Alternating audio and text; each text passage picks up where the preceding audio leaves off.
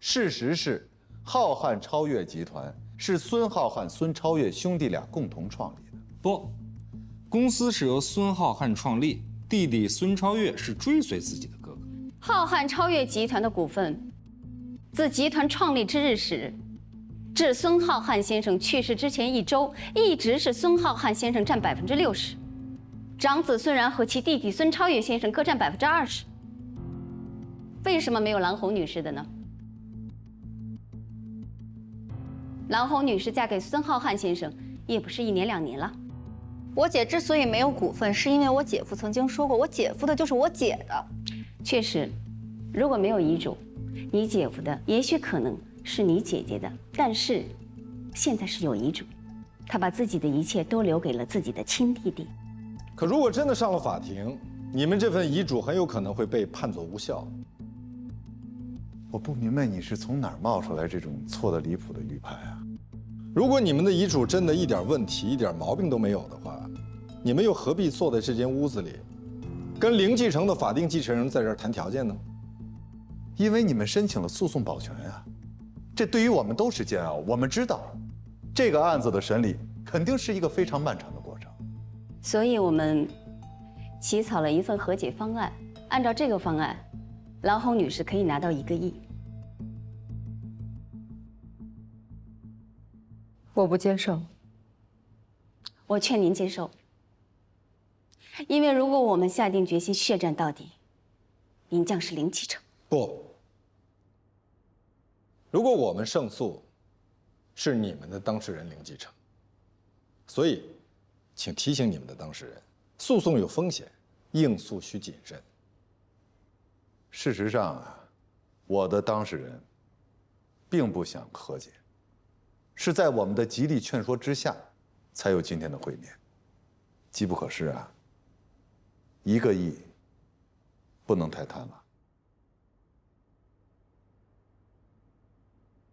对啊，这1个亿呢，的确是不少了，但是因为你们的手段太卑劣，所以现在啊，1个亿不够了。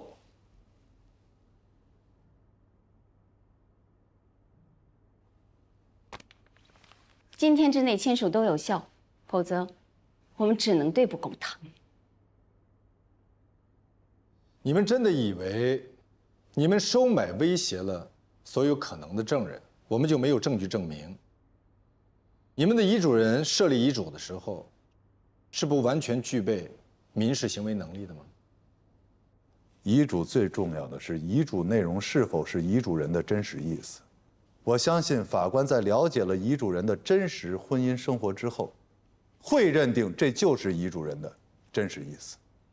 我们有证据表明，在孙浩瀚先生生前，没有一个除夕是和兰红女士一起过的，每次过年都是和自己的儿子还有他自己的兄弟孙超越一家人一起过的。孙浩瀚在哪儿过年，和谁一起过年，跟继承没有任何关系。当然有关系了。过年对于每一个中国人来讲，它绝不等同于其他节日，这就代表了遗嘱人的真实意思呀。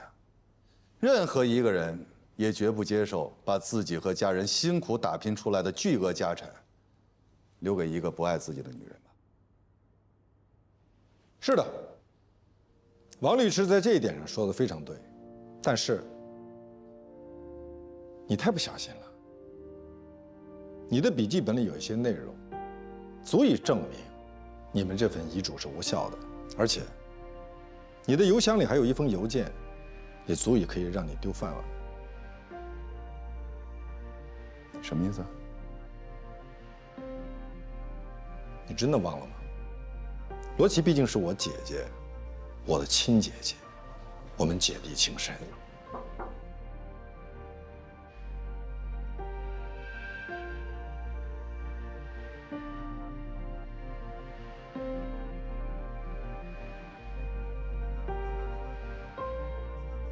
我是在救你。律师职业行为规范第64条，律师不得向司法机关或者仲裁机构提交明知是虚假的证据。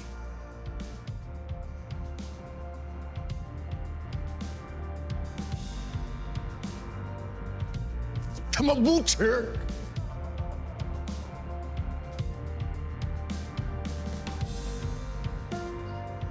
冷静，你是律师。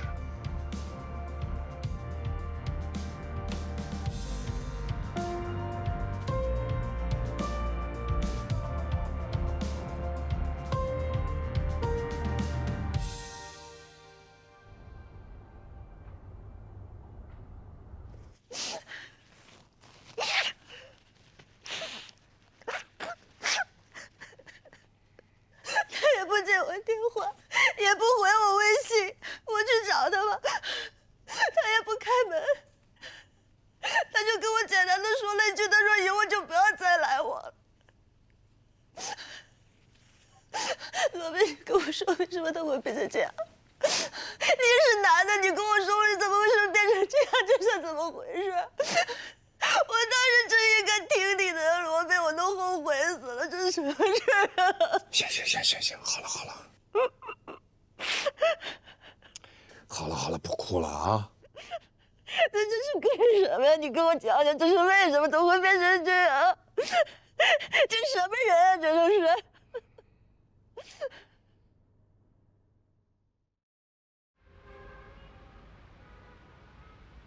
孙超越给气疯了，大骂王丽是白痴。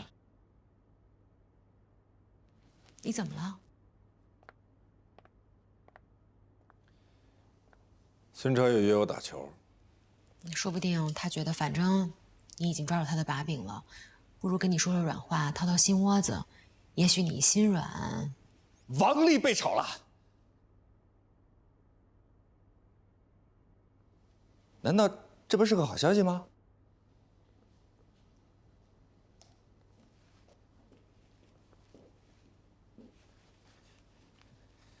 律协请我去给年轻的律师讲课，我想给他们讲录音证据的取证技巧，来一起去，以漫谈的性质。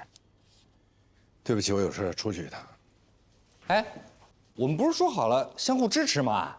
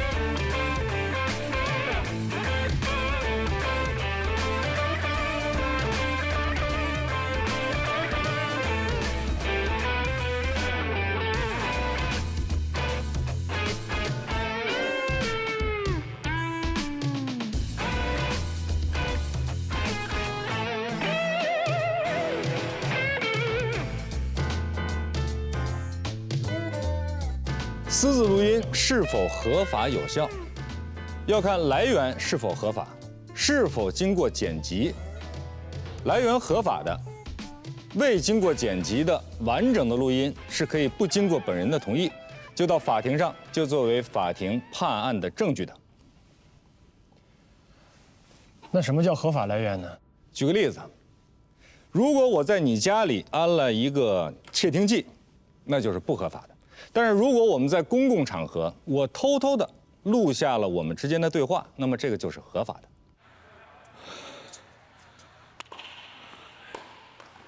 你赢了，你不甘心？的确有点不甘心。那我们再打一场。别，先歇会儿。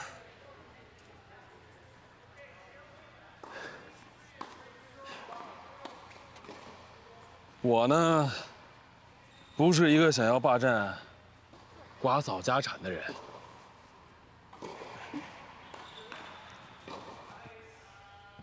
而且我跟你说过，我小的时候啊，特别喜欢打网球。而且那个时候啊，我教练跟我说，我要是好好练，真可以打职业赛。私自录音最重要的事情，就是不能让取证对象发现你正在录音。所以选择录音设备，一定要选择体积小、易隐藏、音质高、待机时间长的录音设备，最好是可以进行复制的。对了，我特别喜欢跟你打球，虽说我没赢过你吧，但是你知道吗？这么多年，你是唯一一个打球能赢我的人。那可能是大家都知道你太喜欢赢了，故意让你赢的。的确有这个可能，但是我尊重能够打赢我的人。好，那我争取以后每次都赢你。私自录音，又不被对方察觉，还让对方和盘突出，除非对方是对你极其信任的，至少是对你有好感的人。你直接说你的问题。利用别人对你的信任，来套取录音，以便在法庭上作为证据来击败对方。您不觉得这种间谍、卧底，都是凭借对方的信任得到情报，从而击败对方，这有什么错误吗？律师这个职业本身就会引起内心极大的冲突。如果你太软弱，我建议你换一个行业。我们啊，真的是白手起家，我也没有结婚，公司就我们3个人，我哥、我嫂子。那个时候真是没白天没黑夜的干啊。我说的嫂子啊，是苏萍，挺好的一个人，又生孩子又工作。我还记得那时候她大着肚子，还每天在外面跑销售呢。家业就是这么整出来的。我跟我哥的股份分配是他60我20，那是因为我哥把他的1半的股份给了苏萍，后来苏萍去世了，就把他那30又搁回我哥那儿。如果你是我，我就想问问，你会不会把你哥还有王嫂的股份拱手让给一个1天都没有跟你们打拼过的女人？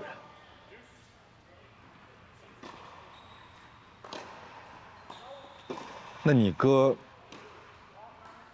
他应该早点立遗嘱。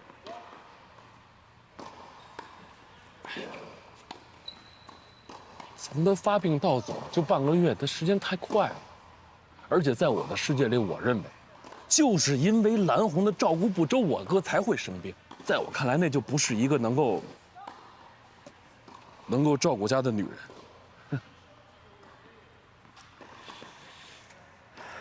可就算你再讨厌蓝红，你也不应该不让他见你哥呀。我哥那个时候神志不清了，谁也不认识，我怎么让他见？尤其是他们的孩子，那小姑娘才2岁。我是不想让那小姑娘看见她爸爸最后那个样子。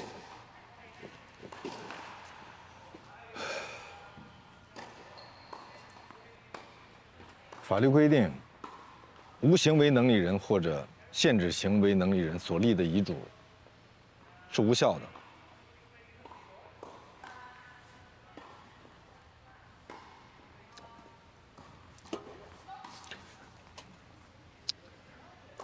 哎，我今天请你来哈，我真是拿你当朋友，我是真想问问你，我现在应该怎么办？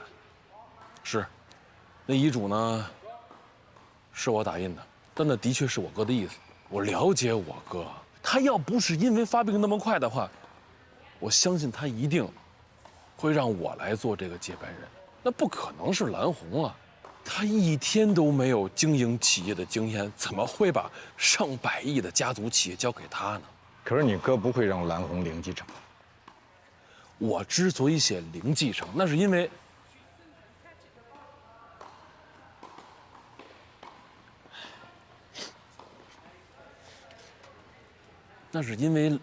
蓝红在外面的口碑，他如果真的是一个这样的人，我怎么可能把家产给他呢？他必须是零继承的。如果他能够本分，踏踏实实的，我绝对不会亏待了他。你也可以去问问这么多年，哎，我上一个嫂子跟他生的孩子，我是怎么带的？我对那孩子比对我自己的孩子还要好呢呀。我相信。可是王丽应该提醒你，他的确提醒我，他也跟我讲了，如果真的要提到司法鉴定的话，鉴定的结果如果出现了问题，我肯定是零继承。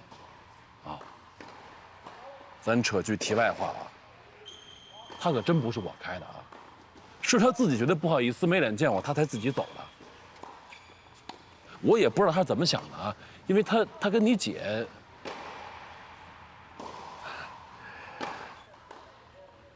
我也知道你姐呢，肯定是站在你那边。我也相信你能够理解，毕竟血浓于水嘛，亲情关系那不是什么人都能够替代的。哎，如果你能够理解你姐，我希望你可以理解我跟我哥现在的关系。毕竟这么大一个企业，我不可能把我跟我哥打下的天下拱手让给他吧。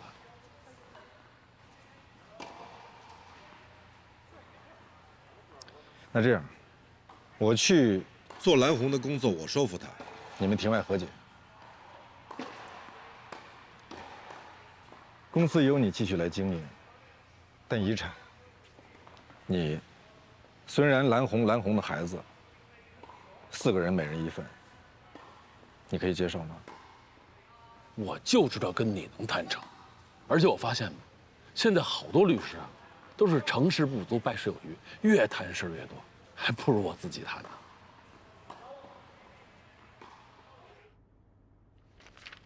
我不能接受。为什么？我永远也忘不了他是怎么跑到我们家，当着我妹跟我女儿的面儿，跟我宣布遗嘱，告诉我零继承。如果遗嘱有效，你就是零继承。但这个遗嘱不成立，这遗嘱根本就不具备法律效力。他是在他哥哥丧失行为能力之后。如果孙浩瀚还活着，他有机会在完全清醒的状态下写一份遗嘱，你认为他会让自己的亲弟弟零继承吗？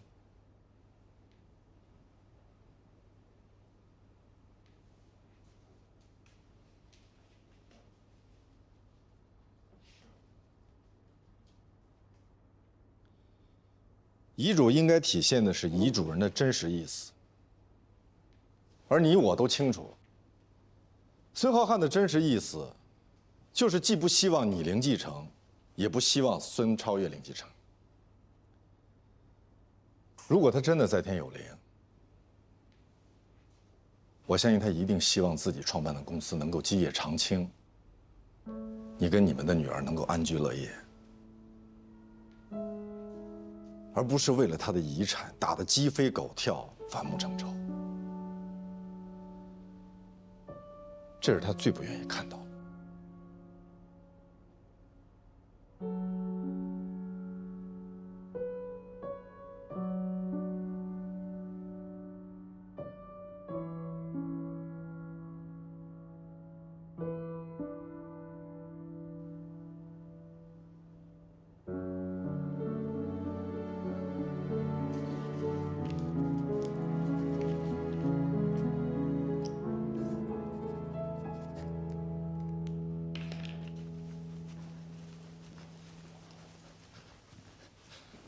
为什么让蓝红签字啊？这是一个相对公平，而且可以让他们释怀的协议。不，我是蓝红的代理人，不是你。这是我的案子，本来我是可以打赢的，全胜。如果你把它当成一个案子去打，案子当然有输赢。可是你想过没有？你赢了孙超越零继承，你输了蓝红零继承，他们都输不起。所以和解是风险最小的选择。我没有替他们做决定，我只是给了他们一个选项而已。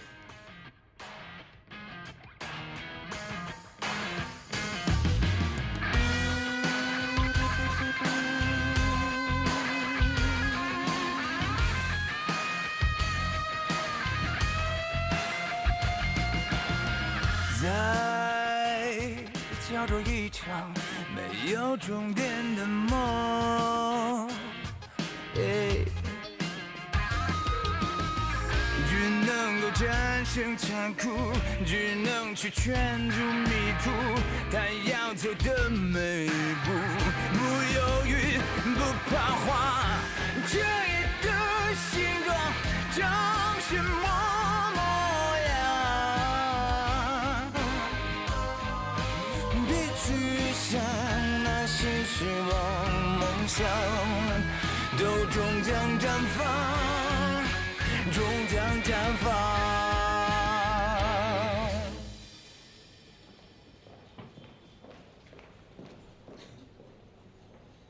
出去啊？啊，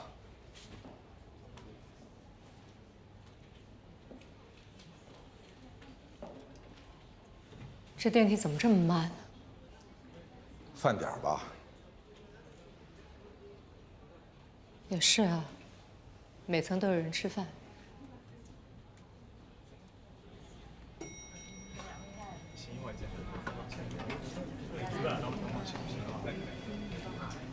上不上电梯啊？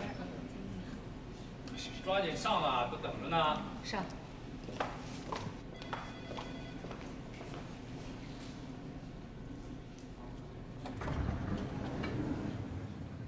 你怎么来了？也不提前打个电话。找你啊？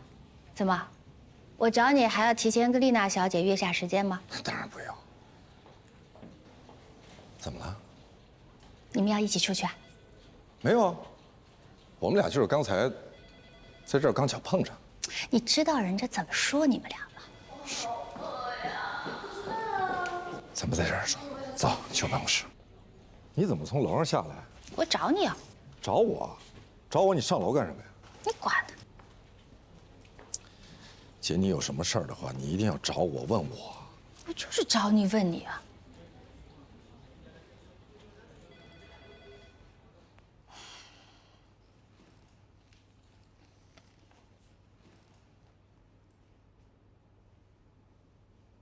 王丽去哪儿了？什么去哪儿了？我不知道。你们俩最近一直没联系吗？我去找他了，还去了他的律所，说他辞职了。哦，你还没吃饭呢吧？咱俩好久没一块儿吃饭了，走，一边吃饭一边。我还去开家长会。那也得吃饭啊，家长会几点？我不想跟你吃东西。你真没干过什么亏心的事儿？绝对没有。那他好端端的为什么要辞职？他本来是要代理蓝红小叔子的案子，结果后来人家叔嫂和解了，不打了，所以他就不干了呗。我再问你一遍啊！我再问你一遍啊！你确实在里面没干过什么事儿？那肯定有我的事儿。你刚才说没有。你说我有没有做过亏心事儿？那我肯定说没有，我没做过亏心事儿，我做的都是好事儿、良心事儿，助犍为离，化干戈为玉帛。你正经点。我很正经啊。王丽怎么你了？你老不说她好。道不同不相为谋。哪里不同了？他老想把这个案子打成世纪争产大案，就是那种天天上新闻、上头条那种，恨不能热热闹闹的打上好几年、好几代，就跟有些歌星、作家，一首歌、一个作品能吃一辈子那种。别扯东扯西的，我都听不懂。我没扯东扯西，我说的是真的。哎，你还没回答我刚才的问题呢。你上楼干嘛去了？找谁去了？你说话呀！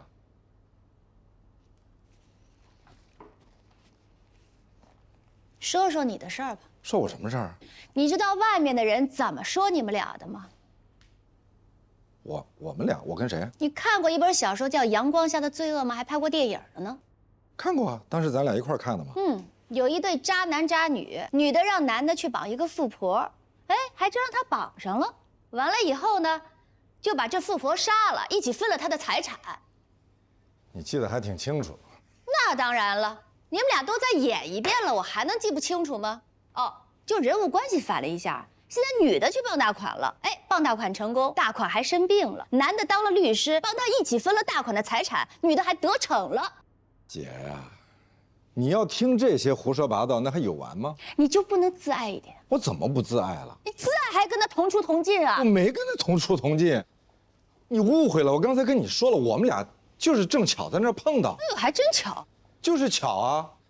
我刚才还在那儿碰到你了呢，你说巧不巧？你还没跟我说呢，你是不是就是上去找龙科了？我走了。什么你就走了？你还没跟我说呢，你去干嘛去了？喂，你到底遇到什么事儿了？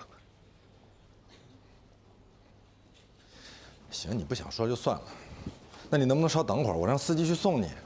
我叫李晨专车了。姐，真的碰到什么事儿的话，你首先得告诉我，我是你弟弟，你有什么不能跟我说？我电梯来了。哎，你能？哎，等会儿，谢谢，谢谢啊。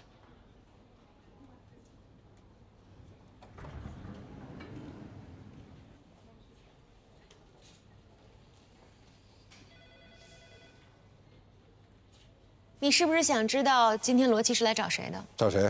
麦飞。麦飞？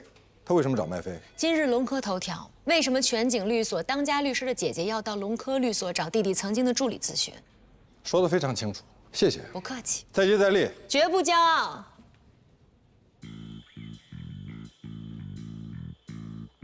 罗律师您好，您是来找廖主任的吗？不，我找麦飞。哦，那个麦飞啊，麦飞他可能在茶水间呢吧？没有，最后乔治给他要过去了。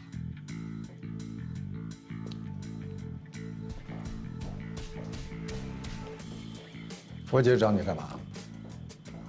她是您姐姐，您还是去问她。我在问你，罗琦到底找你干嘛？我没收她咨询费，但我也不能把她问我的事随便告诉您啊，希望您能理解啊。哦。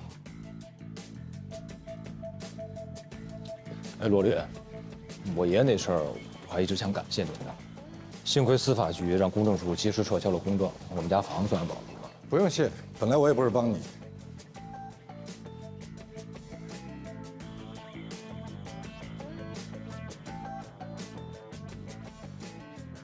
我虽然不能告诉您什么事儿，但我建议您去看一眼您姐姐，去她家，越快越好。谢谢。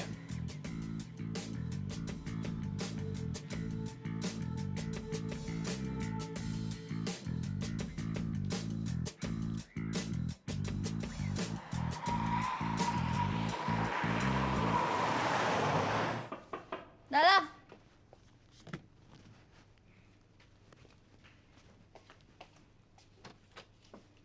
嗯，你怎么来了？你在干什么呀？收拾屋子。小安呢？去他爸那儿。你到底怎么了？啊？没事儿。到底什么事儿？你非要找别人不找我？您可是大律师，我们老百姓打一个官司，顶了天了几百万，你可看不上。到底怎么了？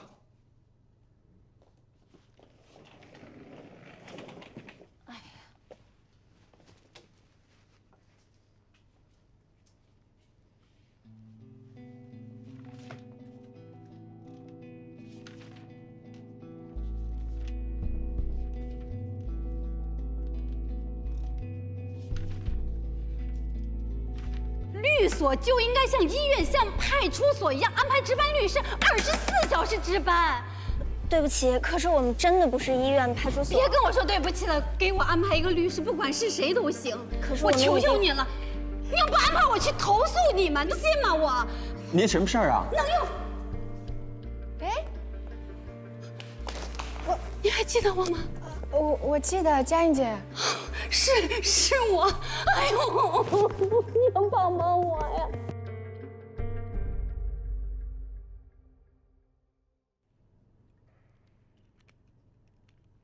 本来都商量好了，买一个大点的房子，和小安一起住，然后再生一个一家4口，挺好的。然后他那边就交了定金了，我想了，我们也得做点贡献呀，就把房子卖了吧。谁知道计划赶不上变化呀，摊上这么一个冤没头债没主的事儿。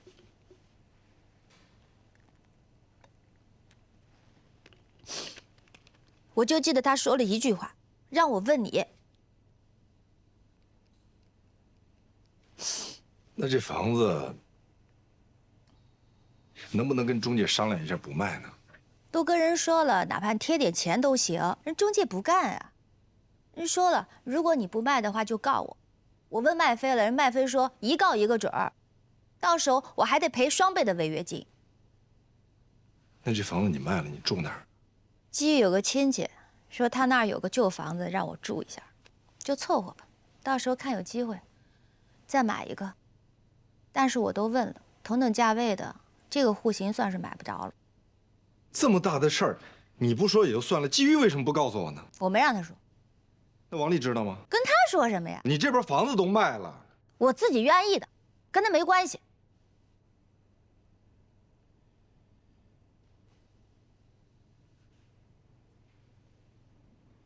姐啊，有件事儿，其实我一直想告诉你。基于有孩子了，我知道。不是。那是什么？你又跟蓝红好啦？当然不是了，不是。那是什么呀？哎，你快点说呀！我没有心情跟你磨磨唧唧的啊。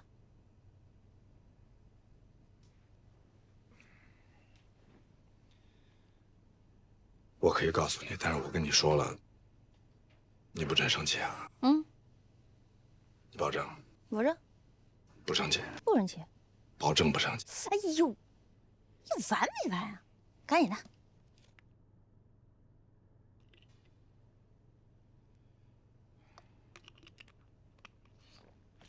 是这样。人家说诈骗要有损失数额，我这没有损失就不能立诈骗。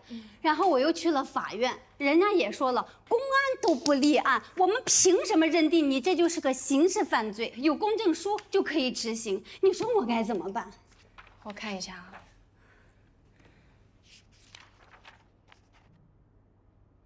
这是一份贷款协议，是以房子做抵押。都是那个小江指导着我办的。您刚刚提到小江，小江的全名叫什么？你是我亲弟弟吗？你是敌人派来的吧你？你这个王八蛋你！我说呢，怎么好好的人就走了？我怎么可能做这样的事情啊？我缺心眼儿啊！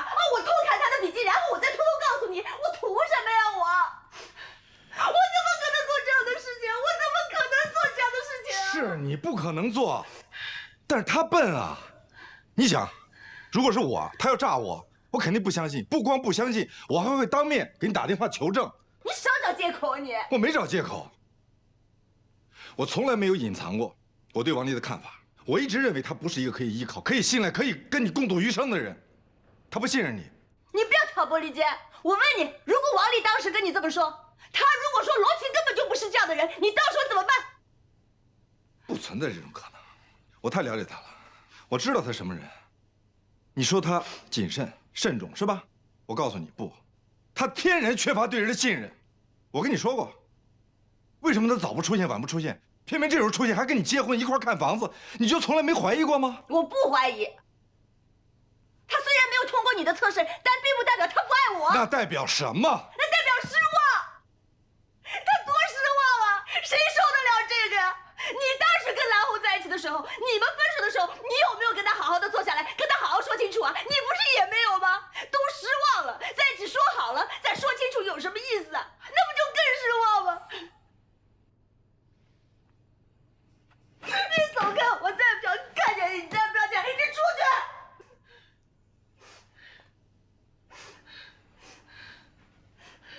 我好的一个家让你给毁了，你对不起我，罗宾，我告你，你今天晚上做噩梦的。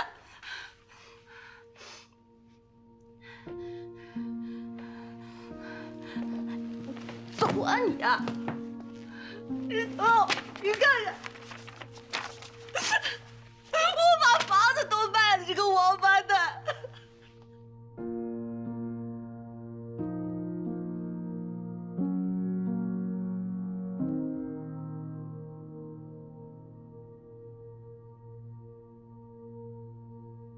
他多失的时候，你们分手的时候，你有没有跟他好好的坐下来，跟他好好说清楚啊？你不是也没有吗？都失望了，在一起说好了，再说清楚有什么意思啊？那不就更失望吗？我好歹人家让你给毁了。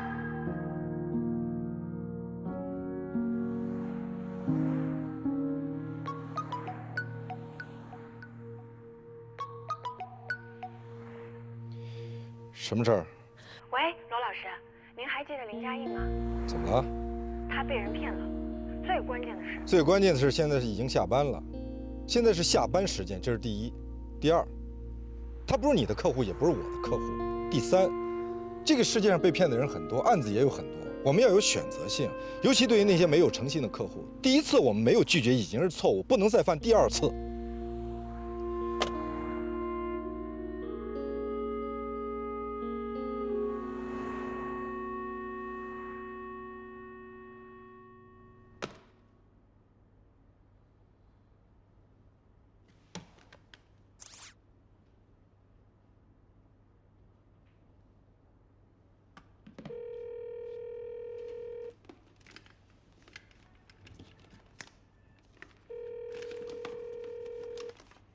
喂，你现在方便吗？我现在有点事情要跟你说一下。什么事儿？你说。是这样的，我今天下午接待了一个大姐，她的情况跟你们的情况是一样的，也是被人骗了房子，而且还负了债。最关键的是，我发现带她做公证的那个人和带爷爷做公证的是同一个人，叫江俊。那个，我这边还有点事儿，要不明天早上上班说吧，好吧？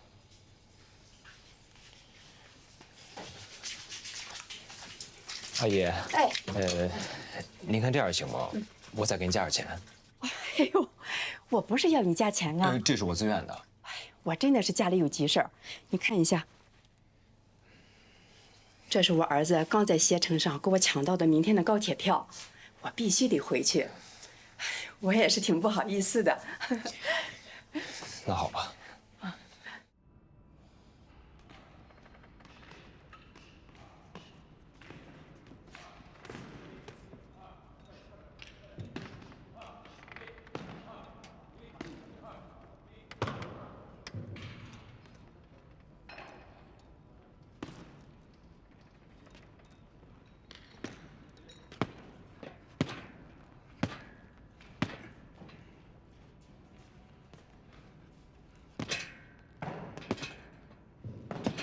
罗琦并没有告诉我任何跟这个案子相关的事情，他碰都没碰过你的笔记本。我宁愿相信你上次说的是真的。你们姐弟情深，上次是我诈你，那我凭什么相信你这次说的是真的呢？因为这次我说的是实话。那咱捋一下，上一次你说罗琦告诉的你，这一次你又说此事与罗琦无关，两次必有一次是假的，对吗？首先，我从来没有说过是罗琦告诉我的，我只是说是你暗示了我，最多算误导。那你为什么来跟我说这些？因为我觉得你应该知道真相。罗琦是无辜的，你不能冤枉他。请你告诉我，你凭什么说我笔记本里有东西，足以证明遗嘱无效？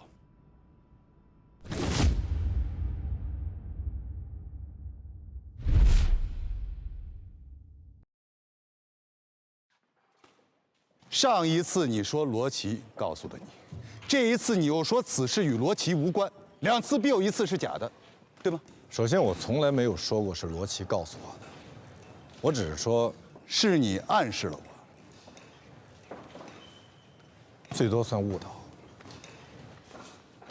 那你为什么来跟我说这些？因为我觉得你应该知道真相。罗琦是无辜的，你不能冤枉他。请你告诉我，你凭什么说我笔记本里有东西，足以证明遗嘱无效？是我推理出来的。骗鬼去了！是真的，因为我太了解你了。上学的时候我就记得，你有一个爱记笔记的习惯。你会记录你跟你当事人的见面，还有谈话重点，而且你会录音，有时候公开录，有时候悄悄的录，这是一个好习惯。毕竟律师输了官司，被当事人索赔倒打一耙的太多了。你录完音会整理录音，把录音重点存在你的笔记本里，而这是你从上学起就建立起来的一个优秀习惯，这么多年你不会轻易丢掉了。好，我承认，我有这些习惯。我的问题是，你凭什么觉得我们的遗嘱有问题？如果没有人告诉你我笔记本里有什么东西，这是基于我对你和顾杰的认知。顾杰是一个胆子特别大的人，但你不是，你谨小慎微，所以我想你一定是发现了这个遗嘱有问题。你去建议顾杰跟我们和解，同时提示了孙超越，而提示的方式是电子邮件。我们现在最担心的是对方会提出司法鉴定。如果司法鉴定的结果不利于我们，法庭判定遗嘱无效，那您就是零继承，这个官司的风险太大了。我会零继承吗？如果遗嘱无效，按照法定继承，您是第2顺序继承人，而蓝红是第1顺序继承人。如果遗嘱无效或者是没有遗嘱的情况下，您确实是零继承。可浩瀚超越是我跟我哥建立的。我们可以跟蓝红庭外和解。蓝红也输不起，因为他也不敢断定司法鉴定结果就真的不利于我们。万一法庭判定遗嘱有效，那他就是零继承。我们认为他不敢冒这个风险。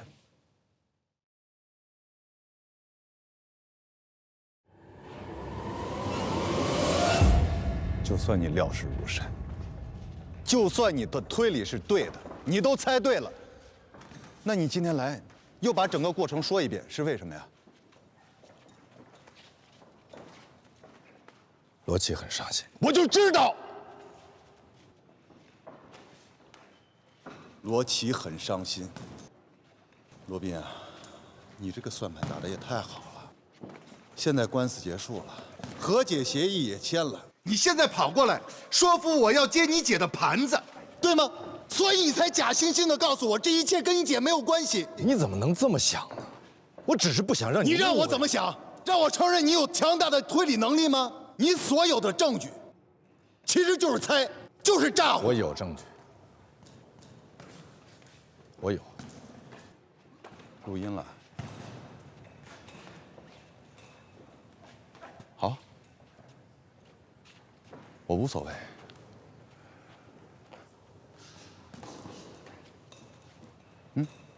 我也录了，我就是为了让你说出这一切，我才假装这么说的。现在我有证据了，证明你所有的推理都是猜的，与其说就是诈。我再说一遍，我有证据，而且是完整的录音，是孙超越亲口承认的。所以，如果你想指望这个翻盘，完全没可能。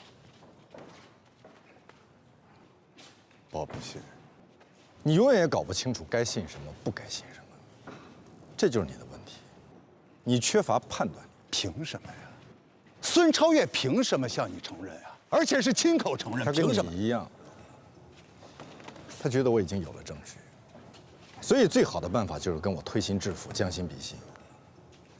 他是一个生意人，他已经测算过风险和收益的比值，这对他而言是最好的方案，不是吗？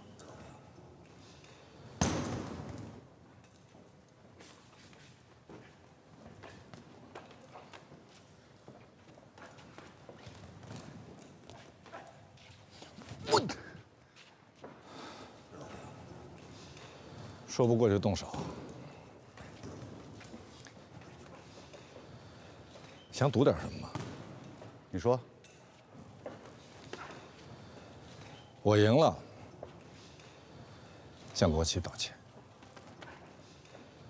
可以。你要输了，你说，向所有人道歉，书面的。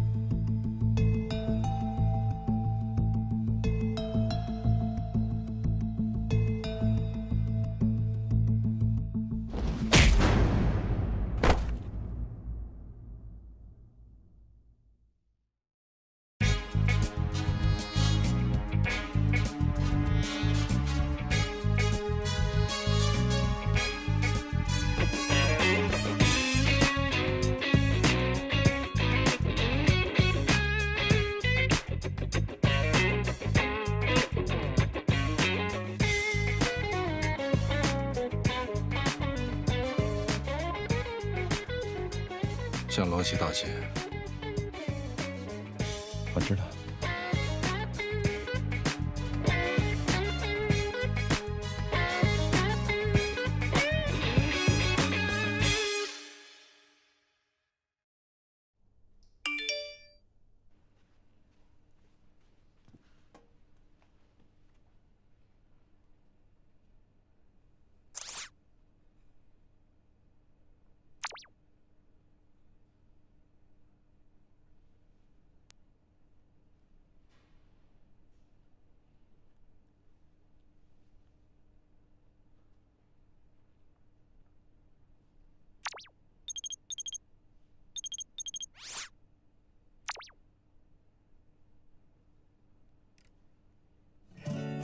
一想到你呀，白天和黑夜都没留意。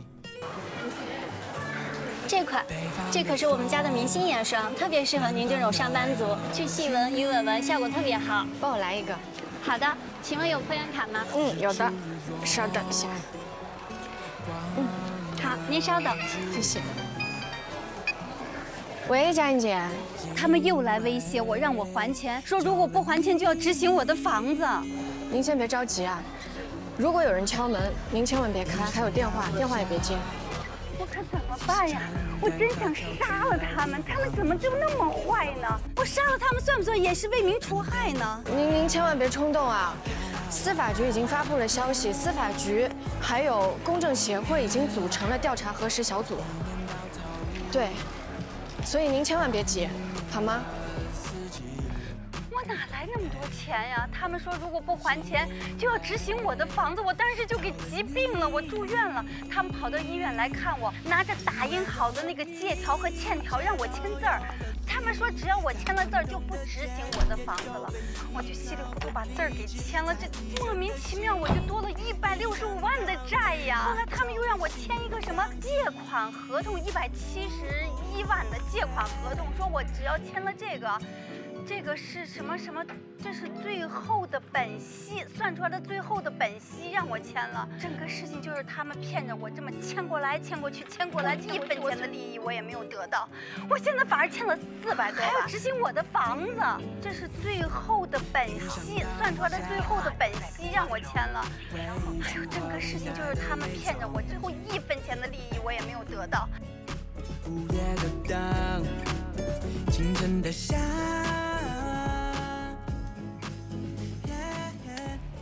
师傅你好，李晨专车为您服务。你好，你好。来，爷爷，来，爷爷上车了啊！来，来，慢点，慢点，慢点。哎，慢点。来，坐好了啊，爷爷啊。来。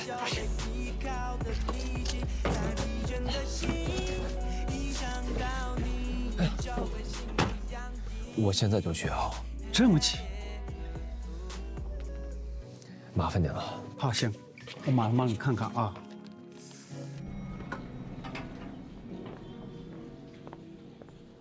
黛西来了吗？他还没来。我不明白，我为什么比我的助理来的还早？因为您的助理下班时间比您晚啊。哎，怎么了？在我还是助理的时候，我从早到晚一直在工作，就像长在办公室，长在律所。我也一直在工作，我从昨天到现在我就睡了3个小时。你是嫌我给你的工作太多了吗？不是，我是觉得需要帮助的人太多了。你是不是特别享受这种别人求你帮忙的感觉？我觉得助人为乐是美德。黛西小姐，你是我的助理，我给你发薪水，你应该协助我的工作，而不是一味的帮助别人，好吗？如果你真的很享受这种感觉，你应该去做菩萨，而我们这庙太小了，装不下你。你怎么就不问问我到底为什么迟到？你去拯救地球了吗？什么拯救地球？你到底是要继续跟我争执，还是工作？工作。快递公司丢失了客户一件裘皮大衣，法院最终只判赔45元。你看一下，上诉期限只有3天了。3天？这时间也太紧了吧？就3天。你为什么找我们？可是你为什么总是那么多理由和借口？去不去？去。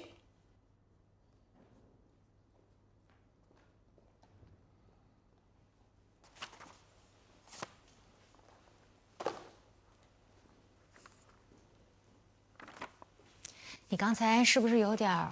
玉不琢不成器。你今天有点不正常，到底怎么了？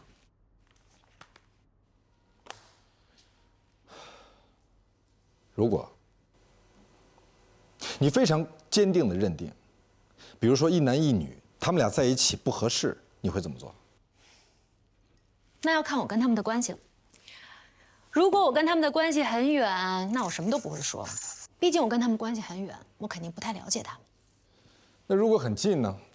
如果一个是我的姐姐，另外一个是我的同学，我又非常的了解他们，我认定他们两个不合适，那我就会说，我会告诉他们，我觉得他们俩不合适。可如果说了，他们还是要继续，那你准备下一步有什么行动？罗琦是你的姐姐，她是一个成年人，就算她找了一个人，这个人你不认可，或者说基于你的理解，这个人是一个非常非常非常不可靠的人，你还是要尊重你姐姐的选择，哪怕她就是选择了一个不靠谱的人。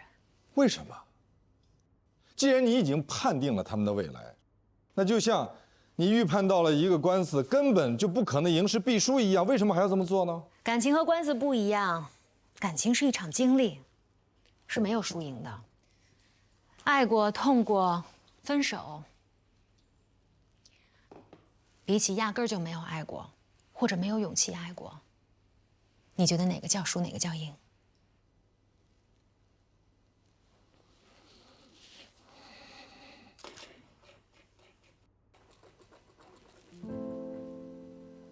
谢谢。不客气。要我去叫你的助理，告诉他你有工作找他做。谢谢。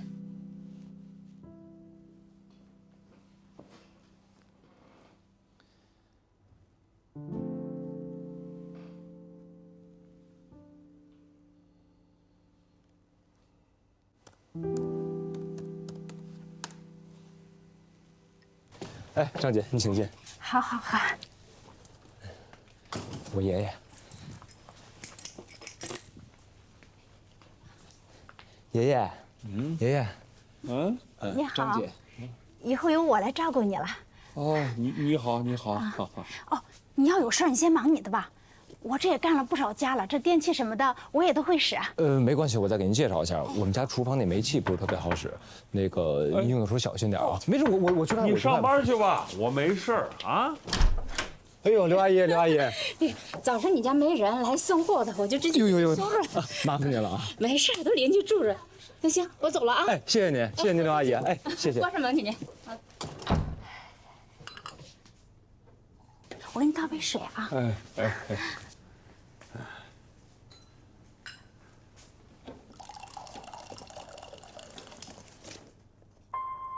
您喝水。好。什么东西啊？谁送的？啊，没事儿。那个张姐，我先走了，有事您给我打电话啊。好嘞，你放心吧。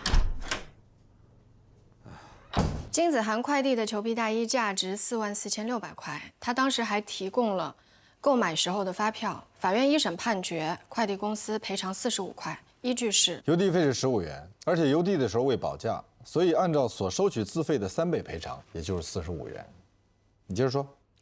快递小哥在丢失快递之后呢，他就写了一张欠据，他承认自己丢失了裘皮大衣，但是在法院上他又开始翻供，他说他写这张欠据是因为金子涵胁迫他写的，而且他在取件的时候并没有打开包裹，所以不能确定里面到底是不是裘皮大衣。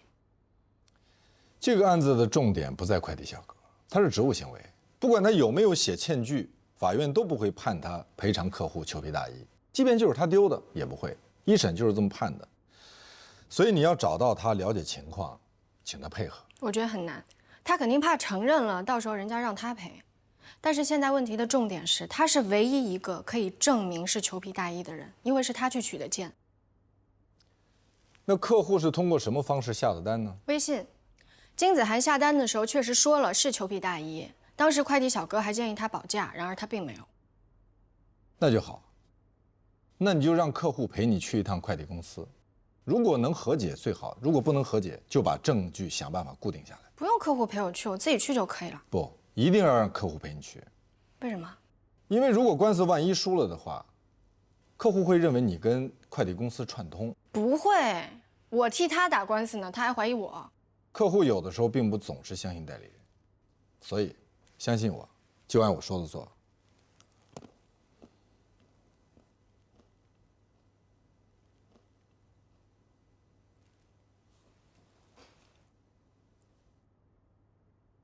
饿了吧？啊？不饿。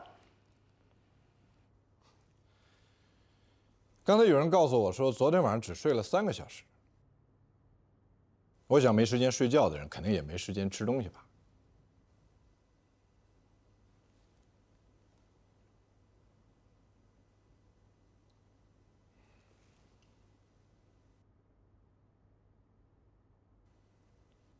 中午想吃什么？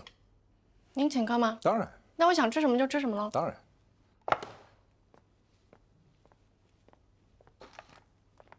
一会儿我们别吃面了吧，吃面了容易长胖。你这么瘦还怕胖吗？我当然怕胖啊，哪个女孩子不希望自己瘦一点？哎，罗律，吃了吗？一起吧。啊，我不了，你们吃饱还有事。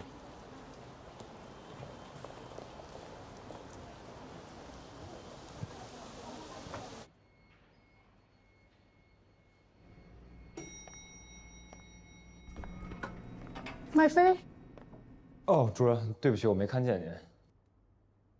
吃饭了吗？没。一起吧。哎。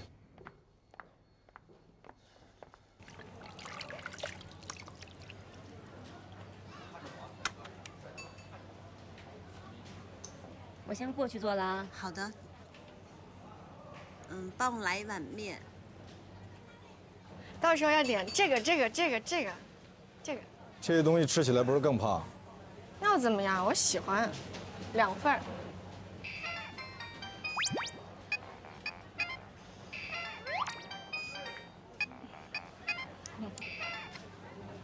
喂？啊？我这儿有点吵，我出来跟你说。你怎么了？你别哭啊，你好好说，怎么了？哎，你爷爷这事儿吧，一时半会儿也解决不了，算是在那儿悬着。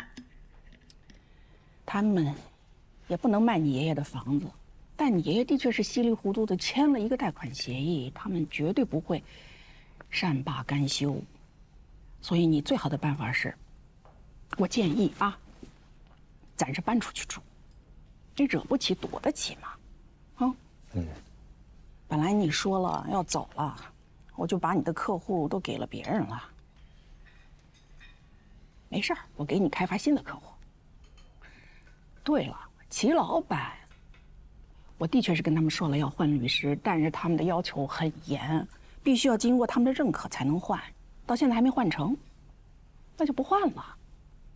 还是你。谢谢您。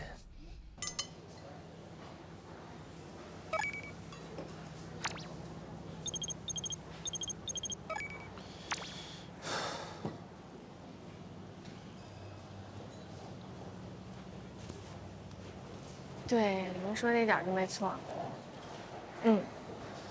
你慢慢打，我先回了。没事没事，您继续说。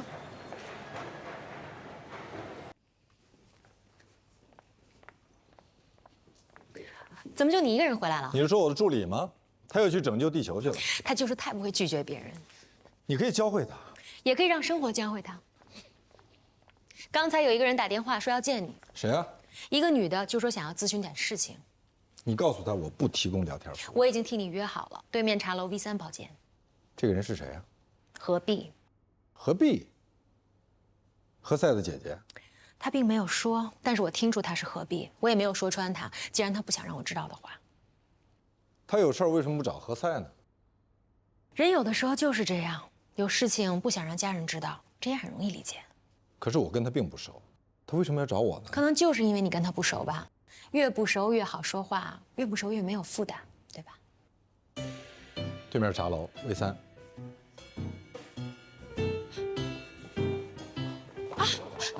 对不起，对不起，对不起。我是不是应该代表地球感谢你？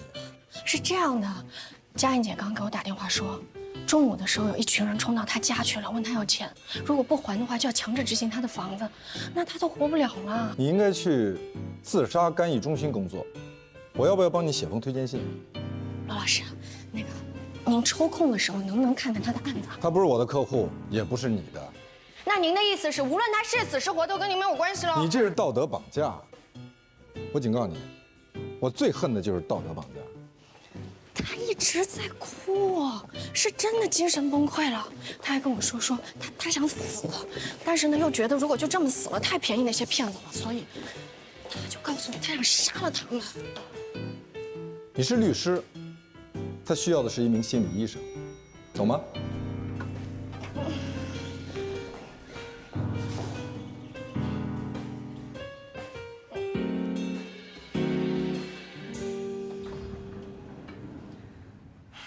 天下有那么多律师，林佳音怎么就盯上你了？因为其他的律师都把他给拒了。那你为什么就不能跟他说你也帮不了他这个忙？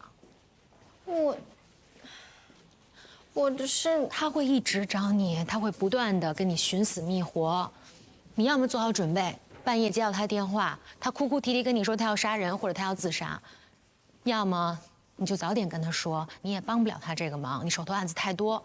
或者你可以说利益冲突，一个律师要想拒绝一个案子，有很多办法。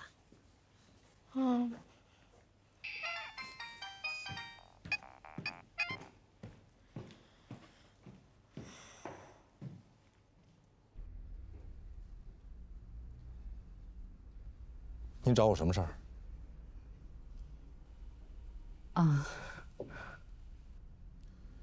如果没想好怎么说的话，咱们能不能再约一个时间？我后面还约了其他人。那我长话短说，只是不要告诉何塞，他太容易冲动了。明白。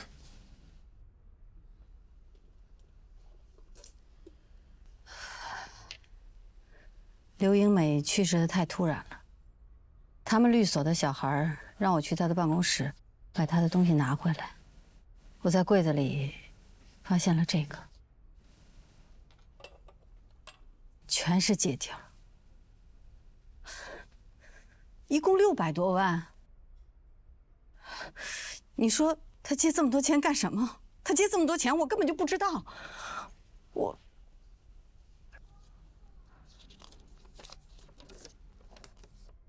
罗律师，我今天找你来就是想请你帮我调查清楚，他为什么借这么多钱，都干了什么？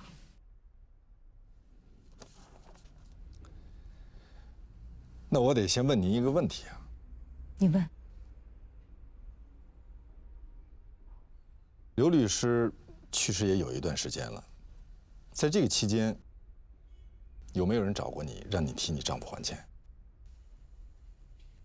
没有。那借给你丈夫钱的这些人，您都认识吗？他的朋友，我都不怎么认识。只是有一个刘总，在告别的时候来过，但是他也没有说过借钱的事儿。那这样，您就先去找一找这个刘总，先问问他这是怎么回事，好吗？罗律师，我知道我给你添了很大的麻烦，但是我真的是有苦衷的。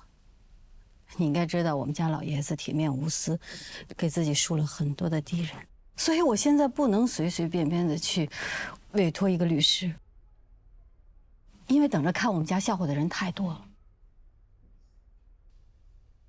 我懂。那首先我得给您提一个醒儿。只要是真实的，我全接受。我想说的就是，你丈夫的这些债务、这些借款，如果你无法证明自己知晓，那很可能我要替他偿还。是的，我懂，我已经做好了充分的思想准备了。我就是想知道，他为什么要借这么多钱？他借这么多钱都干了什么？好，那这样，这些借条，你还拿回去保存，只需要给我一个借款人的名单就可以了。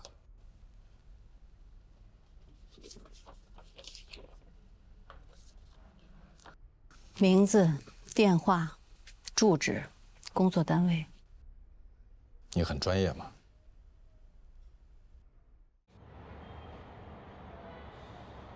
我到现在都想不明白，哎，凭什么会是这个样子呢？他们凭什么要强制执行我的房子呢？这个问题我刚才跟您解释过了。我是年龄大了，我跟这个社会已经脱节了。没有，没关系的，没关系，我可以再跟您解释一遍。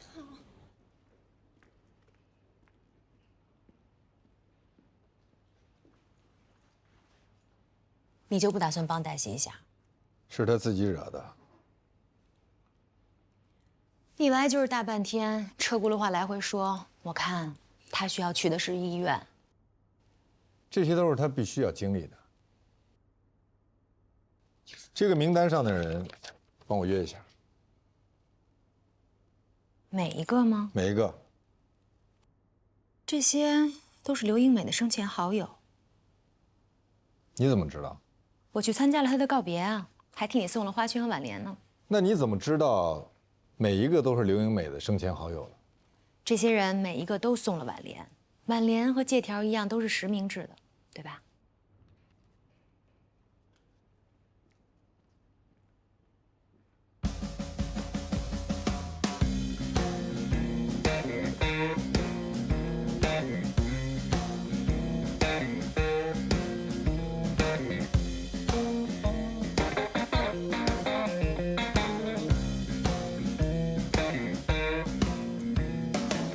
说了，我没验过货，我也不知道里面是什么东西。您就跟我说您什么时候发现包裹丢了的，行吗？我那天取完件之后，就去边上的另一家取快递，我就把这个包裹放在台阶上了。我走的时候忘拿了，回去找的时候这包裹就不见了。这法院判决书上也说了，我不承担责任，我就是一快递员。您说里面是个裘皮大衣，值好几万。你就是把我卖了，我也赔不起呀。您别紧张嘛，我就是过来跟您了解一下情况。再说了，人家告的也不是您啊，是公司啊。那公司让我赔怎么办？你赔啊？单子上有提示，凡是价值超过500元的，都建议保价。您看，这是他自己没有保价。您看啊，我们都知道这条呢只是建议性条款。快递公司不能因为这一条款就免除了因为丢失快递而产生的赔偿责任。其实我们是严重怀疑快递员和客户之间恶意串通。客户要寄个包裹，说是裘皮大衣，快递员上门取货，然后就把东西给整丢了，既没有验货，也没有保价，然后他们说多少钱，我们就得赔多少钱。您觉得这样合理吗？但是你们的单子上已经写得很清楚了。的确是裘皮大衣，而且客户他也提供了这件大衣的原始发票啊。您就别白费口舌，咱们还是法院见。法院判多少钱，我们就要赔您多少钱。不过根据邮政法，这一审我们最多赔付您邮资的3倍。这邮资呢是15元，所以我们最多赔40。根据咱们律所的新规定啊，重大、疑难、复杂的案件啊，我们要过会讨论一下。那么今天呢，就请黛西来讲述一下快递丢失案。我们呢是原告，一审判决呢大家都看到了，我们已经提出了上诉，但是对方呢没有任何和解的意愿。下面呢，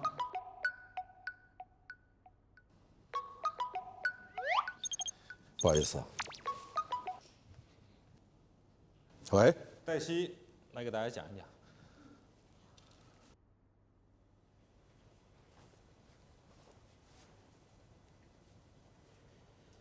好，我知道了。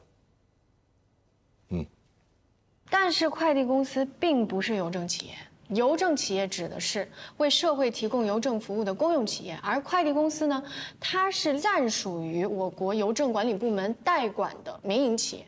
我同意黛西说的，快递公司的邮件属于快件，所以这个案子的赔偿依据应适用于民事法律规定。不好意思，这是一个客户的电话。处理结。好。以后咱们定一个规矩啊，别总是开会的时候这个手机此起彼伏的响，好不好？对不起，医院刚打来电话，林佳颖割腕了。你们继续。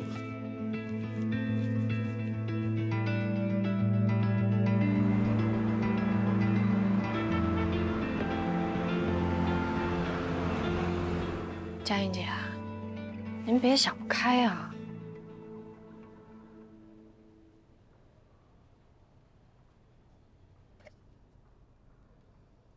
这是我的名片。以后如果再有人找你麻烦，你就跟他们说，请跟我的律师去谈。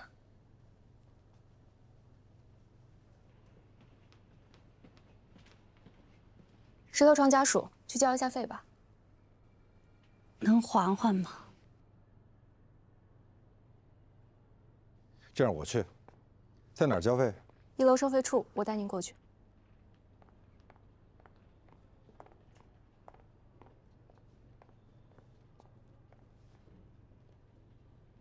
佳颖姐，怎么样啊？还疼吗？你们都是好人，我本来都已经绝望了。您千万不要绝望，你要帮我呀。我知道之前是我对不起你们，我也很内疚的。这次我可以写个字据，只要能帮我把房子保住，我一定会想办法把所有的律师费都给你们，包括上一次的。我们一定会尽力的，您放心。别再干傻事儿了啊！他没有子女吗？医院为什么联系你不联系他的孩子呢？他的孩子都在国外呢，正往这儿飞。佳颖姐让我跟您说，等他回头有钱了，就把您垫的住院费什么的还给你。没关系，他还不上的话，我从你工资里扣。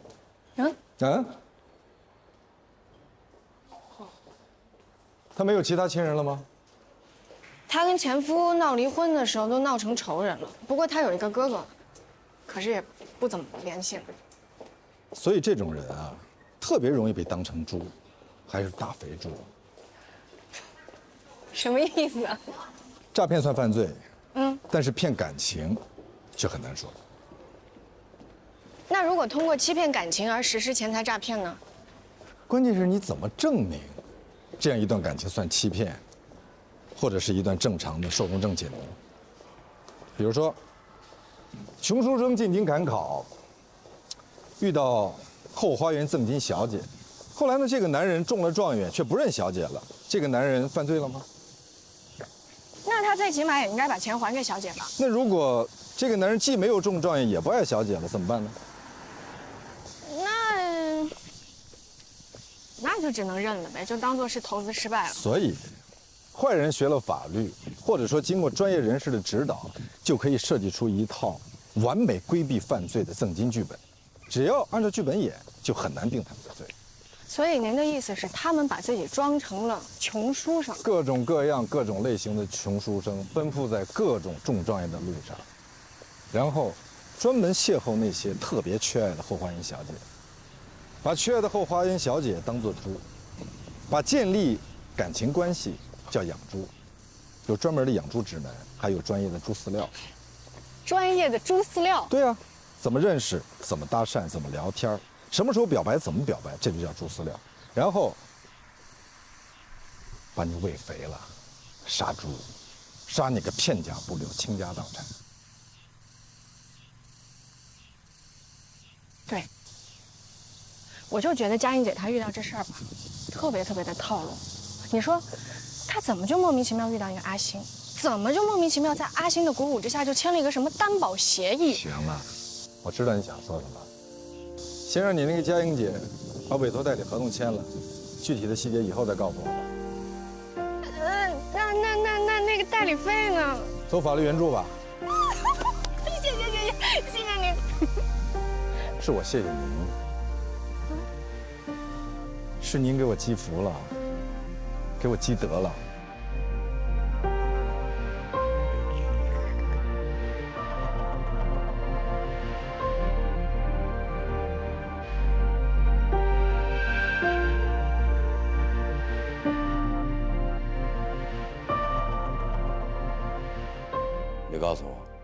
你为什么要接林家硬？让法律的羽翼温暖每一颗渴望正义的心。是您一直跟我说，律师应该多做公益，要多帮助弱势群体吗？律师是职业，法律咨询只是工作，是工作就要有报酬，成就感绝大部分来自于一个人收入了多少。这话也是你说的吧？是我说的。可是我现在觉悟提高了呀。为什么你的觉悟突然就高了呢？因为您领导有方，诲人不倦啊！别给我嬉皮笑脸的，我发自肺腑。我没在给你开玩笑，我也是认真的。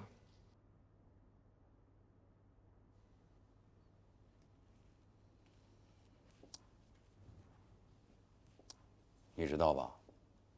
现在有些黑恶势力也有律师。律师如果参与到黑恶势力里面，那么他们就应该被剔除出律师队伍。那你再告诉我，劣币驱逐良币是怎么回事？奸钱日繁，挣钱日亡。奸钱驱逐正钱是非常残酷的，所以才需要有人挺身而出。挺身而出的成本有多高？你计算过吗？我不知道怎么计算正义的成本。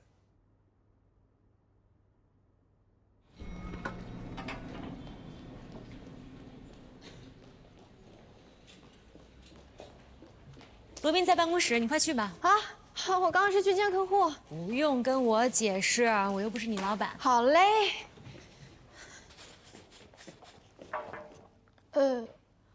要不我一会儿再来。别，你们聊吧。我还是那句话，我保留我的意见，暂不上会。谢谢。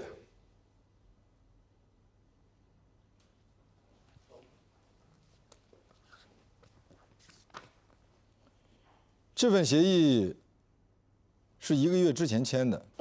那么林家硬是什么时间认识耿星虎，又是怎么认识龙斌的呢？也是在1个月前。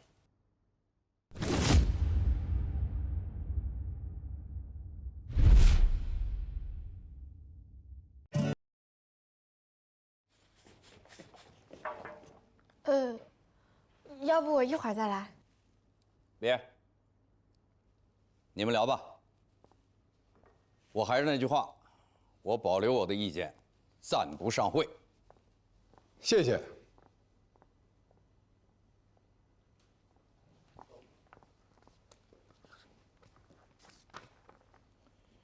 这份协议是1个月之前签的。那么林家硬是什么时间认识耿星虎，又是怎么认识龙斌的呢？也是在1个月前。那也就是说，他们认识不到1个月的时间就签了。他们以借款必须由出借人扣押担保人的各类证件为由，骗取了佳颖姐的身份证、户口本、房产证，还有离婚判决书的原件。这是林家硬的陈述，龙斌肯定有另外一套说辞。龙斌是骗子啊！你有什么证据说他是骗子？他肯定是和耿星虎串通的。证据呢？因为带他们做公证的人名字叫做江俊。江俊是骗子的意思吗？带麦飞爷爷做公证的人名字也叫江俊，所以我怀疑他们是个团伙。就像您上次跟我说的，他们这种人都是有剧本的，他们有好几套剧本，对不同的人下不同的套。不是说你怀疑，你觉得，是要有证据。证据。去公证处签字的时候，应该是有录音和录像的。那就请你去公证处把录音和录像全都拿回来。好，那我现在就去。要回来。怎么了？你不要去了。我去。我可以的。你不可以，你没有律师证，他们很可能不配合你。把这个材料回去再梳理一下。林家硬应该还有些事情没告诉你。他应该全部都告诉我。他肯定对你有所隐瞒，再去问。罗老师，你怎么那么不相信别人啊？林家硬不是一个诚实的人。你既然不相信他，那你为什么要接他的案子？是啊，我为什么接呢？我现在还真的有点后悔。难道说我当时只是头脑发热？哦，对，因为有人在我耳边说为了正义冲啊，所以我就冲出去了。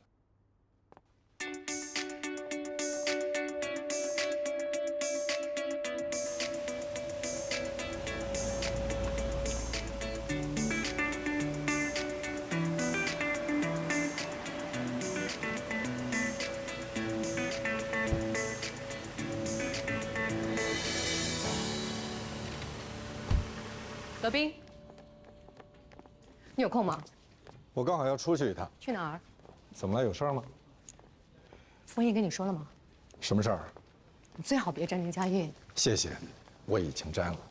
你可以找个理由拒绝。我找不到理由。比如说你病了。我没病，我不能咒我自己。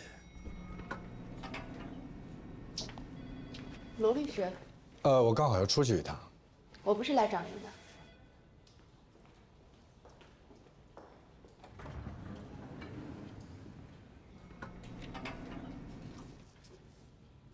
知道林佳音为什么找不到律师吗？不是因为他没钱，没钱可以打风险代理，而是因为他的案子风险太大。我喜欢风险，不值当。他们找我麻烦也不值当。小偷团伙作案的时候，如果有人提醒失主，他们会把那个人往死里打，而且是当众。你知道为什么吗？为了他们以后偷东西的时候，再没有人敢说话。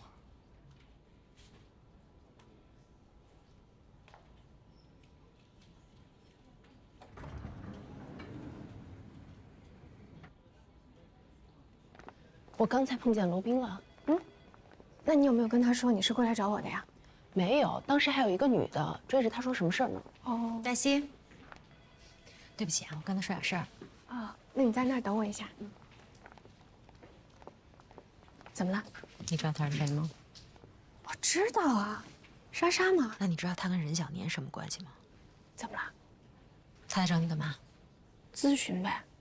我是问他来找你，你跟罗宾说了吗？还没有，他叫我先别跟别人说。他叫你别跟别人说，他大摇大摆来咱们律所找你。他本来呢是想约我在外边见面，说要请我吃饭，可是我没有时间。你也知道的，现在何塞老师让高峰管着我们，我们但凡不在律所就要跟他汇报，去干什么啦，去哪儿啊，恨不得连上厕所的时间长一点都要跟他讲。我是提醒你，鉴于任小年跟他关系特殊，鉴于任小年跟咱们律所关系特殊，你最好不要沾。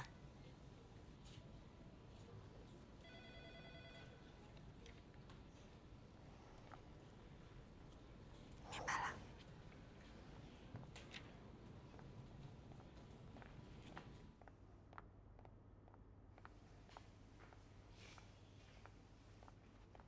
嗨，我来了。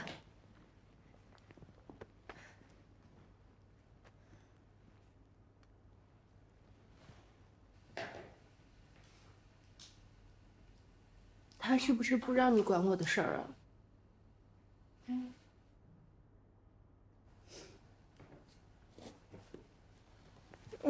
你怎么哭了啊？你在找我吧？我那时候可瘦了。哎，哪个是黛西啊？黛西？没有黛西。她不是你同学吗？她是你同事呢，她所有事你都知道吗？啊，不是，我的意思是，她怎么没出现在你们毕业合照上？啊，那可能是感冒了，或者拉肚子，也有可能压根就没毕业，都有可能。你拍它干嘛？我那个拍下来回去问问她为什么不在啊？我劝你慎重。为什么？我听说她在你们律所挺特殊的。你知道王丽她是怎么得罪我们所主任的吗？不是听说是你们主任嫉贤妒能吗？不是，我们主任有一助理，给的薪水挺高的，大家都不服气。主任说他牛津毕业的值这个价，然后王丽就去查了一下，结果发现不是，主任面子上就过不去啊，所以王丽之后在我们所就没有什么好果子吃。哎呦，我得上去了啊，何塞找我。你是律师，你告诉我该怎么办？这个分手它是属于私事儿，不归律师管。如果你们有什么共同财产需要分割什么的，那还归律师管一管。我就是有啊。您什么时候要？越快越好，越快越好。不要写成流水账啊！不要写成流水账。要找到跟你核心观点对应的事实，或是能印证你核心观点的事实，着重陈述，加深印象，明确诉讼目的。好的，着重陈述，加深印象，明确诉讼目的。你不要简单的重复我的话，好不好？不简单的重复您说的话。诉讼律师的最高境界就是律师的代理意见成了法院的判决意见。我没有重复您说的话，但是你说了我要说的话。律师的代理意见做了法院的判决意见，这就是诉讼律师的最高境界。何老师，我努力，争取达到最高境界。越快越好啊！但是千万别写成流水账，着重陈述，加深印象，明确诉讼目的，逻辑清晰，表述重要事实和你所持观点的关系。诉讼律师的最高境界，那就是自己的代理意见做了法院判决的意见。对了，律师的代理意见做了法院的判决意见，这就是诉讼律师最高的境界。哎，你现在很不错嘛，啊，说出了我想说的话。是你说了何塞老师想说的话吧？我觉得何塞老师说的对啊。哎，咱们律师在法庭上引用的法文，那不都是别人写好的、说过的吗？哎，你最近跟孟小雨走得挺近啊。你可别误会啊，是他想跳到咱们所，我们俩别的一点关系都没有。这我倒没误会啊。顾杰之前不是也挖过我吗？可是后来我没去他那，就是因为觉得跟孟小雨在一块工作，多多少少会有那么一点尴尬。我说，你俩不会真谈过恋爱吧？没有，真没有。那你尴尬什么？他到处跟别人说我跟他谈过，其实我们俩就是一块上了一个考研培训班，最多就是在一块吃过几顿饭，别的就真的什么都没了。你这个事儿吧，我最多也就只能给你提提意见，因为我只是罗宾的助理，我不能够自己单独接案子的。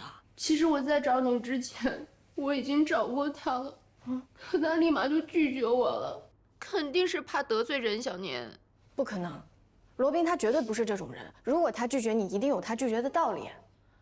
是这样的，任小年呢，他之前是我们律所的客户，虽然他后面换了律所，已经不是我们的客户了，但是严格意义上讲，如果你要跟任小年打官司，我们是不能够接受你的委托的。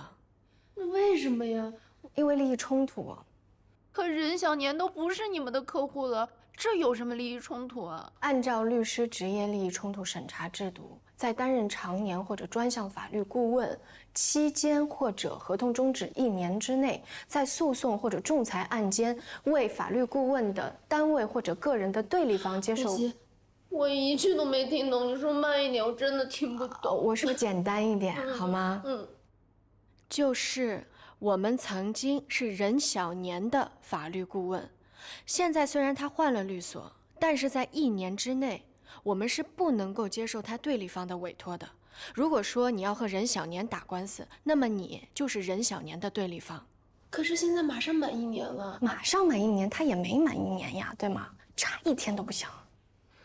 要不这样吧，你要是太为难的话，你介绍你的同学或者朋友给我也行，只要是你信得过的，我求求你了。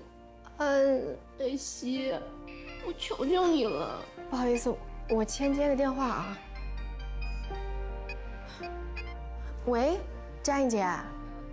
黛西呀，我接到法院寄给我的起诉书了，他们告了我，他们真的告了我，你说我可怎么办呢？您别着急，我现在马上过来找您一趟，您等我啊。好，拜拜。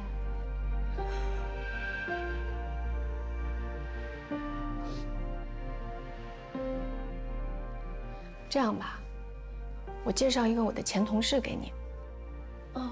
好，你信得过就行。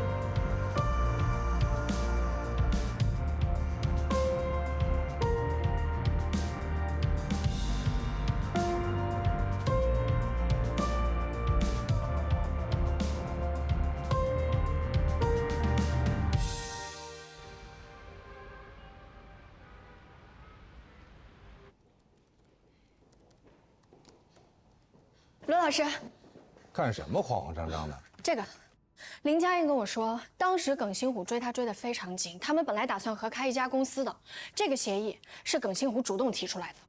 这是一份入股协议。没错，根据这份协议，林佳映和耿新虎打算合开一家公司，他们的注册资本一共是5000万，林佳映占5%的股份，也就是250万。这么重要的事情，你为什么不早跟我说？因为他之前也没告诉我。我之前就跟你说过，他对你有所隐瞒，你偏不信我。我也问他了，他跟我解释说他不是有意隐瞒我们的，是他自己都忘记了签过这样的一个东西。他忘记了？那你有没有问过他还忘记了什么？那些就先别管了，就光这份入股协议本身就非常非常有问题。您想想，5000万的注册资金，5000万，如果真的有这5000万的话，他们怎么可能还会缺林佳映这套房子呢？他的这套房子根本就贷不到几个钱。从民事法律关系上看，对方起诉林佳映有证据，可以申请法院直接执行，但是林佳映起诉对方诈骗，缺少证据。龙斌用的是真实身份证和真实姓名，有走账记录，还有他林佳映的签字，形式上是完备的。这是典型的恶人先告状。但是对方证据确凿，因为他们打从一开始就准备好了要打官司，所以他们的证据链条是完整的。他们是一个团伙，他们合起伙来去骗林佳映，有人扮男朋友，有人扮投资人。他是弱智吗？他是受害者，他还不如是弱智呢。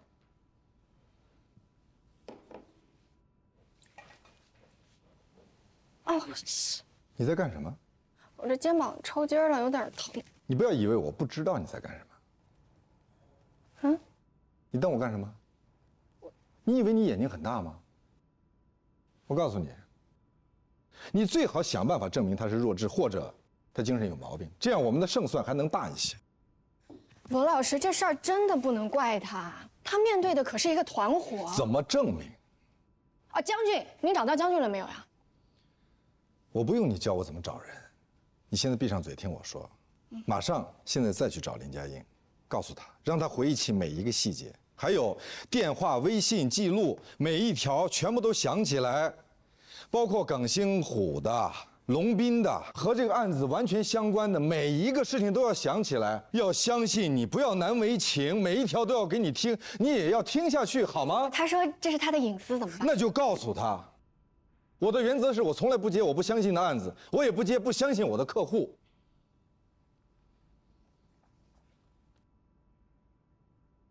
怎么了？牙齿也不舒服？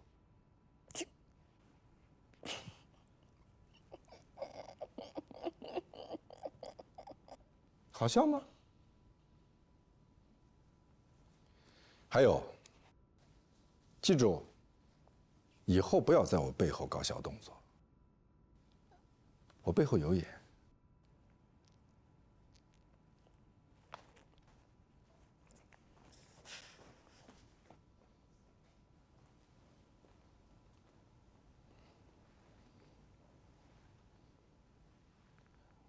严格来说，青春损失费属于民间说法，当事人关于青春损失费的主张，也是很难得到法律的支持的。那你什么意思啊？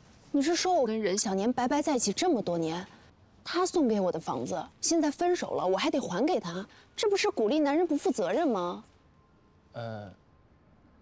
如果你和男人谈恋爱，法律支持在分手以后，男人给你一套房子作为补偿，这不是变相支持男人包养女人，对吧？沙女士，你先别生气，我刚才可能措辞有点问题，我马上给您出律师函，您先坐。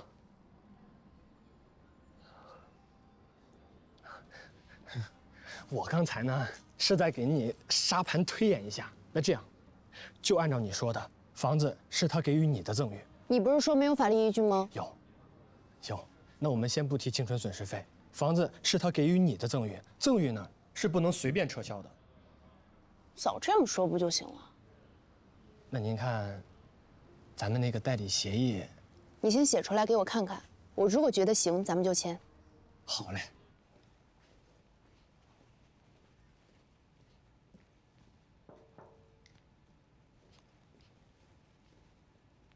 给你的独家配方。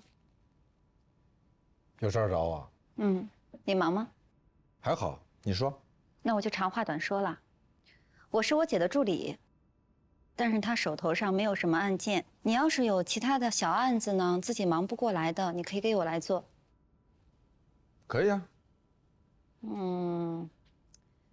那个裘皮大衣丢失的快递案，是不是快开庭了？你对那个案件感兴趣？好啊，你去找戴希说。好的。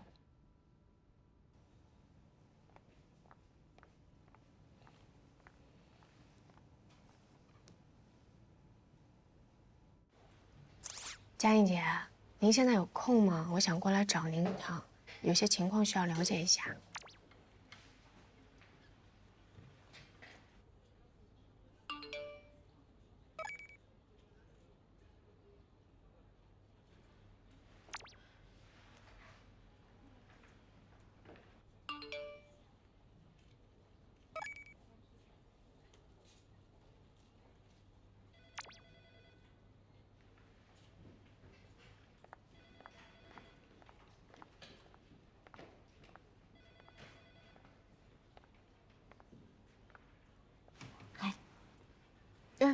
嗨，还没下班呢。我要去见一个当事人，很讨厌的当事人。你怎么知道的？都在你脸上写着呢。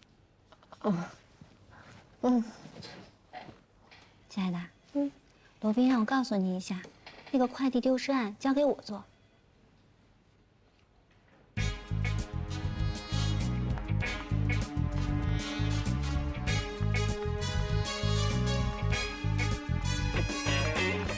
罗老师，我觉得您这样做特别的不对。你怎么可以把我前期已经几乎快做完的案子，你就这么移交给兰兰了？是，我是你的助理，这一点错都没有。但你不能不尊重我的劳动成果吧？你这样子的话说的轻一点，你这是没有顾及我的感受；你说的重一点，你就是根本就不尊重我的劳动成果。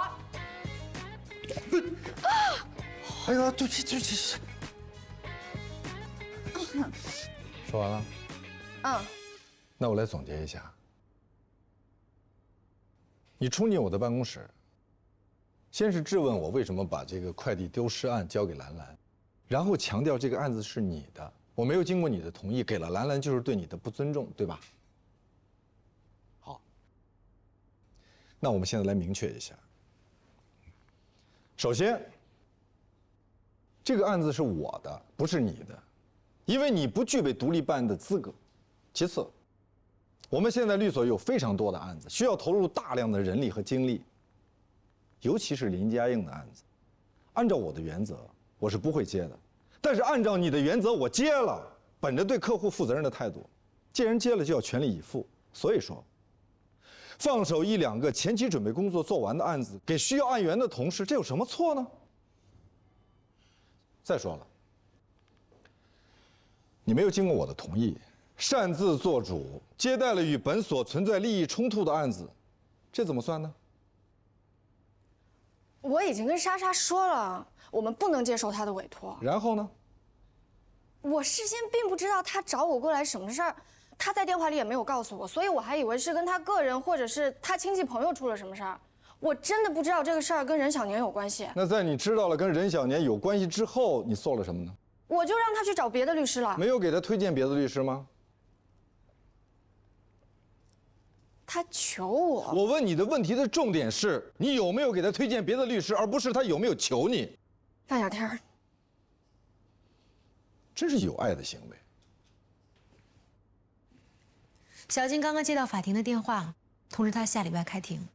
你跟小金商量一下，就说我给他推荐一个全球排名前10法学院毕业的律师。你不亲自出庭吗？你现在就去跟兰兰交接一下。去啊！好。怎么回事啊？我忽然有点崇拜何塞，因为他的助理从来不敢跟他对抗。他是怎么做到的呢？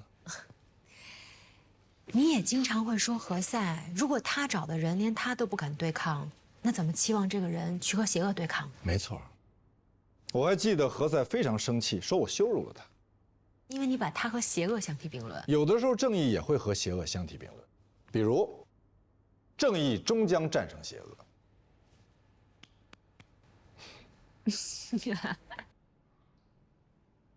你晚上有空吗？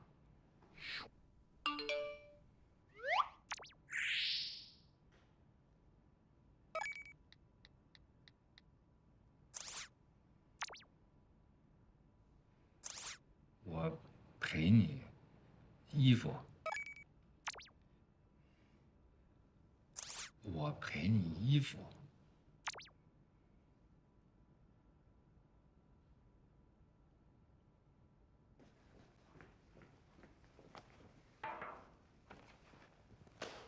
全都在这儿了，下周开庭，具体的你问丽娜吧。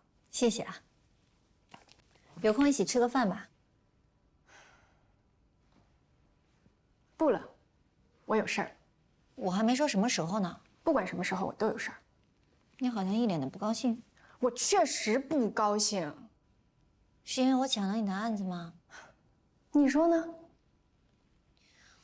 我就是随口跟罗宾说了一嘴，我也没想到他那么快就答应了。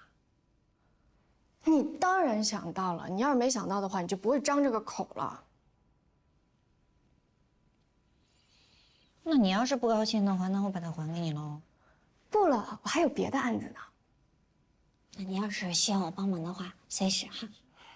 谢谢你啊。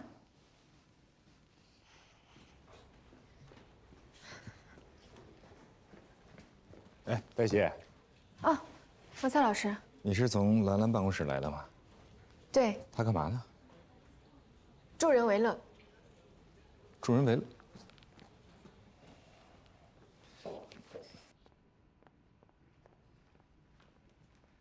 你刚才没有回我微信，所以我就过来了。哦，我没顾上。忙什么呢？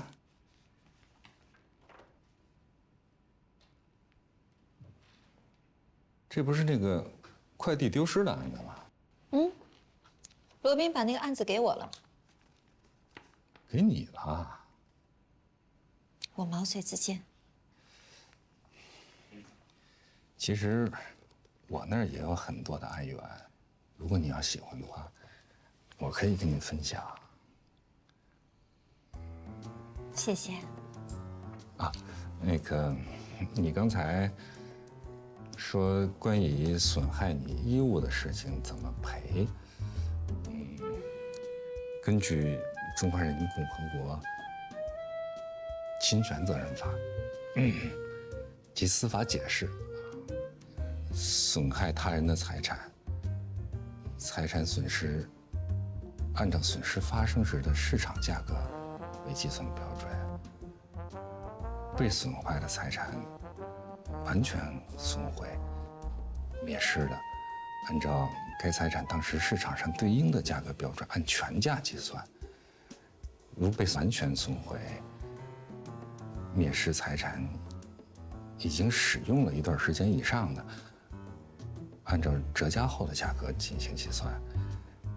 如财产部分毁损，应当按照由于毁损使该物价值损失的相应市场价格标准计算。那你看，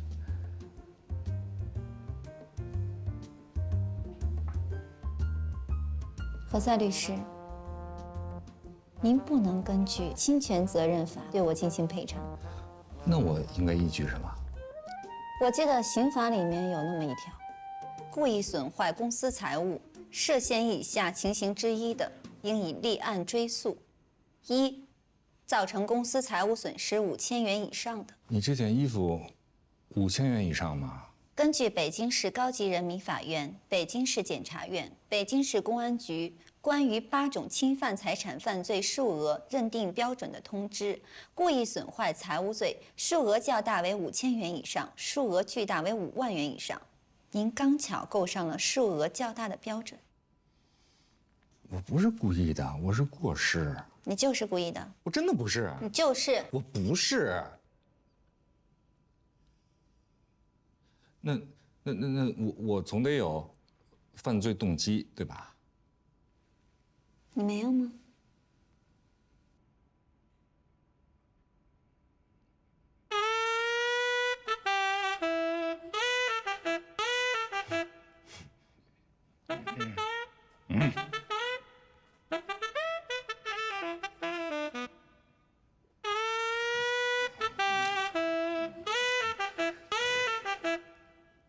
哎，你说怎么会这么巧啊？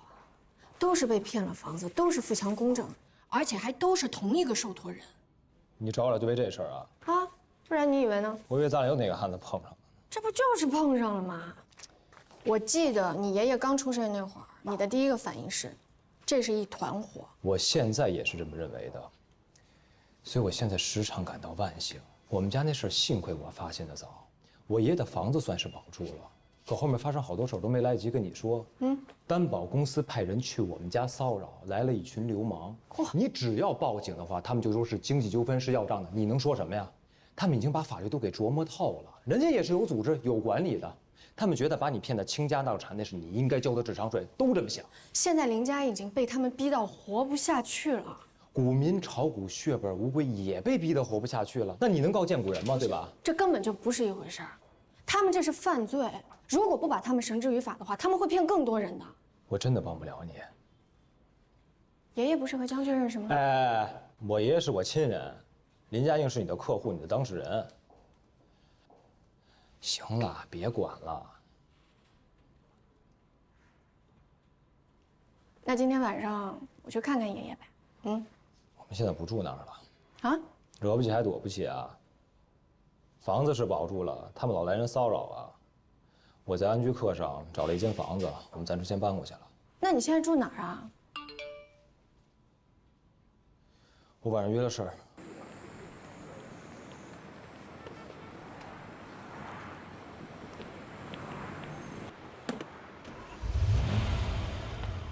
久等了。好吧。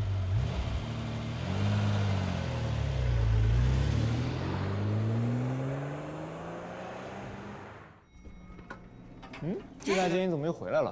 手机忘了。哎，那是上的电梯。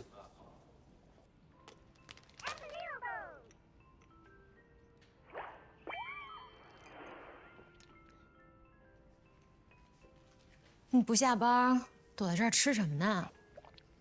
我在等林家印呢，他突然放我鸽子，让我等他。喝吗？我刚才喝仨了，没事。想让我跟你说实话吗？我知道你要跟我说什么。你想说林家印他为了让我接他的案子，所以呢故意对我有所隐瞒，他怕他都跟我说了，我就没有那么同情他，我也就不会接他的案子了，是不是？哼，有的当事人很奇怪，他们不相信自己的律师。林家印呢，他之前被别人骗过，这样的当事人你更要小心。最坏的结果也就是大不了输呗。这不是最坏的结果，这案子如果你输了，他们可能会纠缠你，让你赔房子。让我赔房子？凭什么呀？他们的逻辑是，官司如果打赢了，他们的房子就能保住。现在如果因为你输了这个案子，房子没了就得你赔。哈。哎呀，丽娜姐，你把我说的都开始怀疑人生了。我就是跟你提个醒。我知道，谢谢。你跟麦飞真分了？当然是真的了，我骗你这个干什么？我刚才在楼下看他上了一辆豪车，就刚才。应该是客户的车吧？廖主任最近给了他一个特别土豪的客户。挺好。什么挺好？你们这样现在挺好的。不错。拜拜，我走了。拜拜，接着吃吧。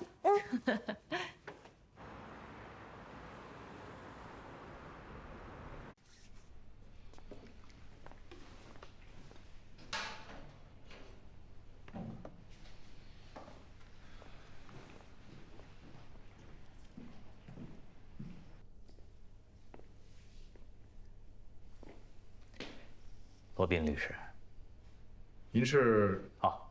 我叫李德彪，之前也是干律师的。我们之前见过吗？我现在早不干了，干律师太辛苦了，而且没回头客。您想啊，谁家成天到晚打官司？除非是犯罪团伙，那业务量可以，常年有。今儿这个兄弟进去了，明天那兄弟出来了，今天这个抓了，明天那个判了。普通老百姓赶上一回打官司，找您打，您要是给人家打输了，那得天天到律师所去闹去。就算是赢了，那也是一锤子买卖，业务量不行啊，对吧？那既然不干了，现在主要是讨债。我有个客户呢，正好跟您有点关系，想托我找您谈谈。您是他的律师，找我谈，那就别在这儿谈。明天来我律所。哎呀，我一看见您呐，就看见当初的我。我当初跟您一样，特别有正义感。就是后来呀，出了一起交通事故，医院住了半年多。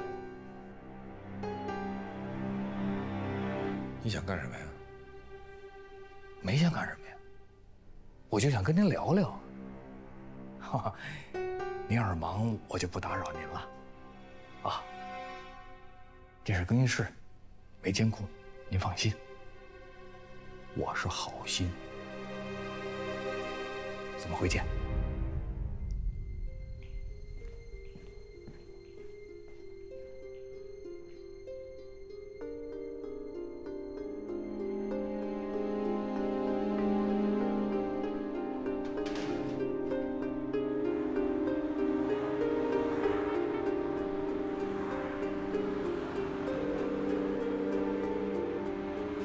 对不起，您拨打的用户暂时无人接听，请稍后再拨。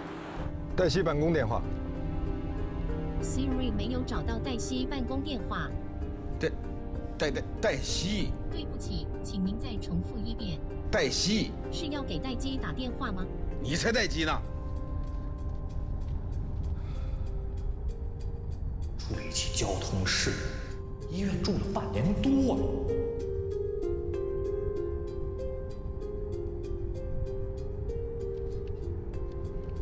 麦飞电话。好的，给麦飞打电话。我接个电话。喂，罗丽。麦飞你好，不好意思啊，我有点急事儿要找黛西，你知道她在哪儿吗？我，罗丽，我这边有事儿，我等会儿回给您啊。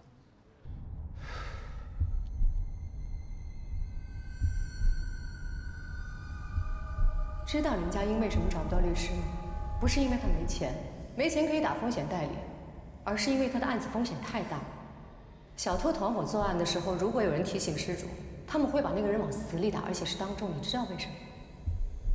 奸钱驱逐正钱是非常残酷的。我是好心。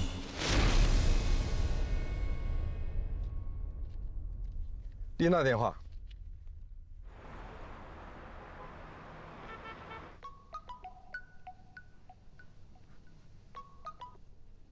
现在是下班时间，这里是丽娜的机器人助理，请问你有什么事吗？你不要跟我开玩笑，我现在有点急事儿要找黛西，你帮我找到她家的地址。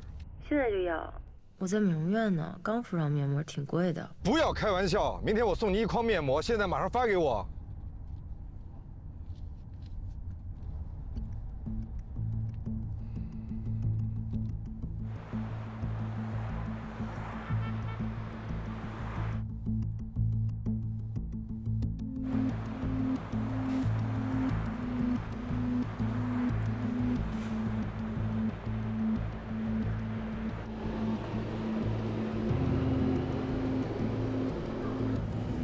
九龙山站，九龙山 Station。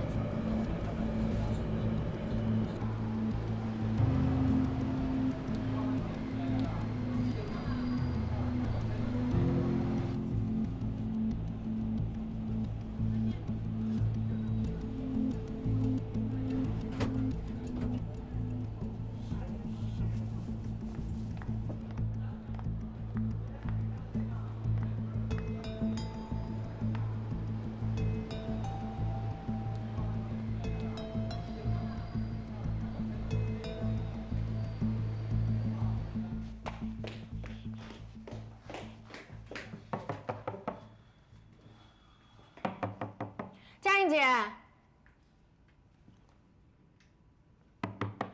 佳颖姐，我知道您在家呢，我刚看到了，您家灯亮着呢。佳颖姐，佳颖姐，您要是不开门的话，我就报警了啊！林佳颖，佳颖姐，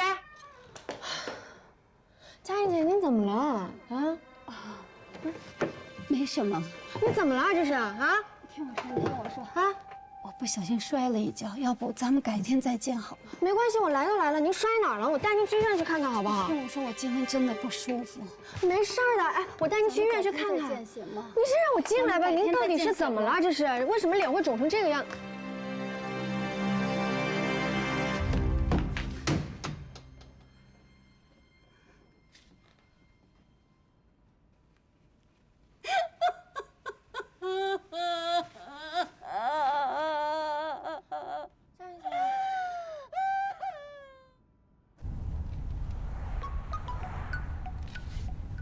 喂，喂，罗律，对不起啊，我刚在忙，您说。我有点急事儿想找黛西，但是她电话一直没人接，我想问问你，她有没有其他的联络方式？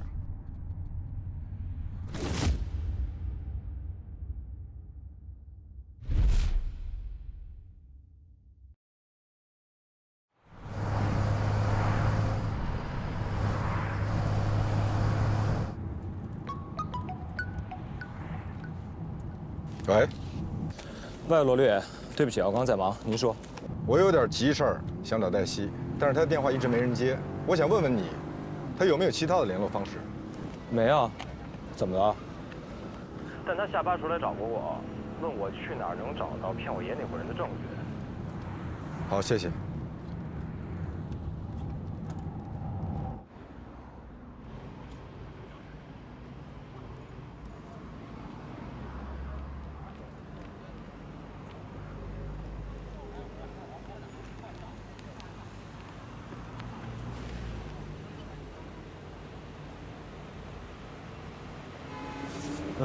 对不起，我得临时回趟律所，我那边有点事儿。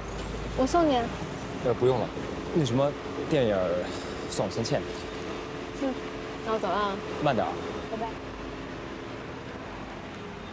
他们把房子挂到网上去卖，有买主看上了，就来看房。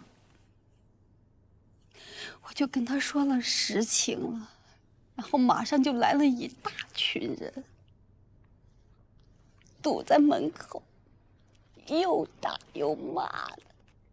您应该把罗宾的名片给他们，就跟他们说，如果有什么事儿要聊的话，直接跟您的律师聊啊。我跟他们说了，也给了，他们骂得更凶了，你不知道呀。那您为什么不报警呢？啊？我报了，警察来了，他们就跑了。他们还说，他们就不信警察能住在我们家。知道我一点尊严都没有，丢人呐！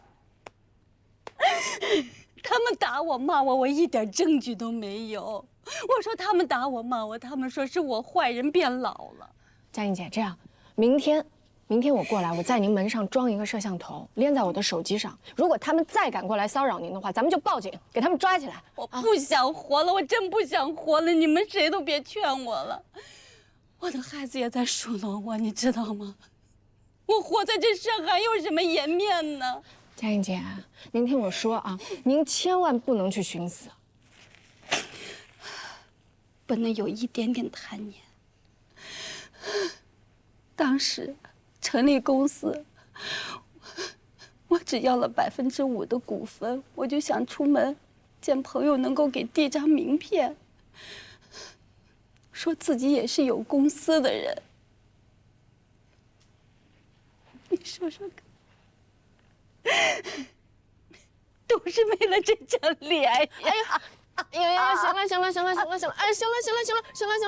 佳颖姐，我活着什么意思啊？我。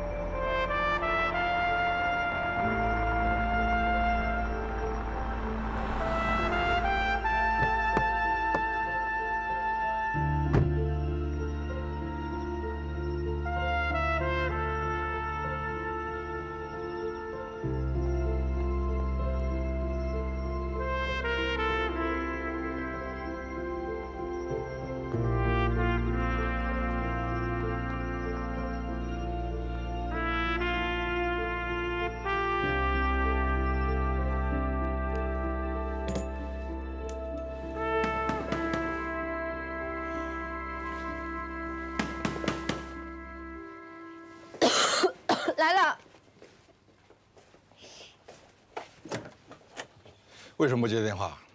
哦，我手机没电了。为什么不充电？我才发现我手机没电。以后手机不许没电。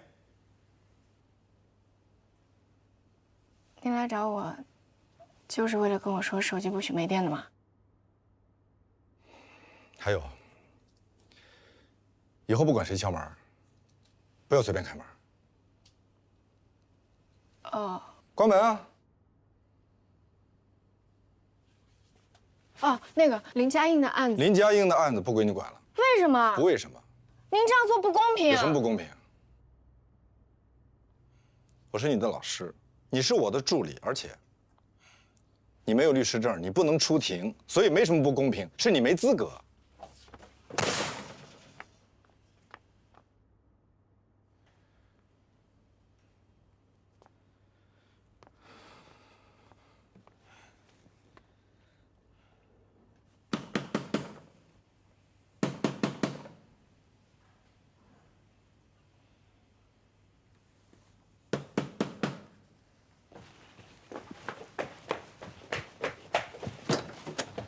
都跟你说了，不要随便开门。知道是你。你怎么知道是我？除了你，别人没那么敲门的。行了，我知道了，您也不用说了，不用道歉。你以为我回来是来道歉的？我手机没电了，没有及时回复您的信息，是我不对，我下次一定注意，对不起。但是如果您就因为这点小事就不让我管林佳映的案子，您对我实在是太不公平了。你想多了，我回来不是来道歉的。那您到底干嘛来了？我来重申2件事情：第一，不管谁敲门，不能随便开门。嗯。第二，林佳映的案子确实不归你管了，以后有任何事情，他可以找兰兰，直接找我。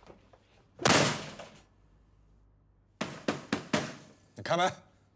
对不起，我不能开门，因为有些人说过，无论是谁给我敲门都不许开门。有事的话，您就给我打电话或者发微信吧。很好，晚安。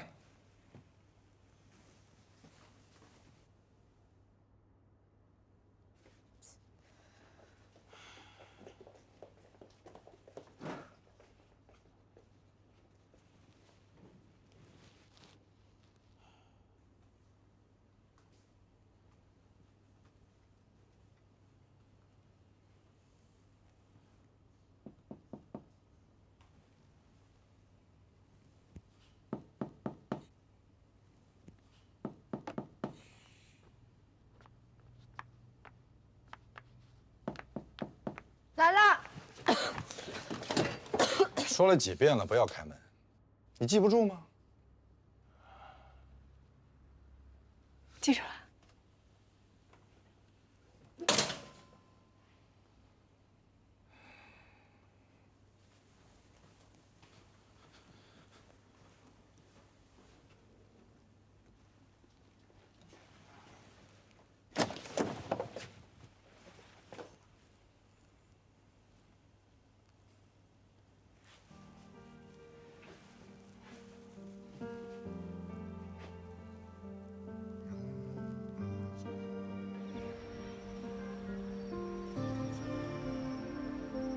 城市的光，霓虹的想象，此消彼长，真相被隐藏。谁在意过我在说什么？宇宙冷漠，谁对谁负责？谎言啊，经头细刻，一寸寸雕琢，仿佛可以触摸。你曾击溃的喧嚣着，穷追不舍，要经历过那么多，才能勇敢面对寂寞，冲淡夜色如墨。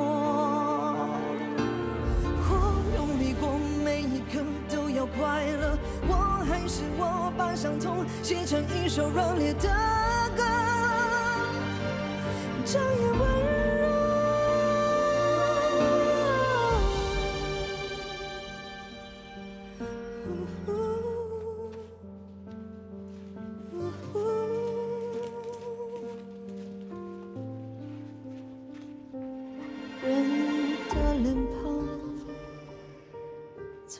白两张，交替闪躲，没人不善良。我失去的和错过的，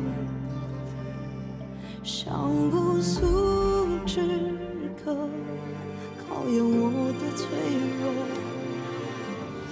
曾击溃的喧嚣着，穷追不舍，又经历过这么多，才不枉费一遭活过，留下一笔浓墨。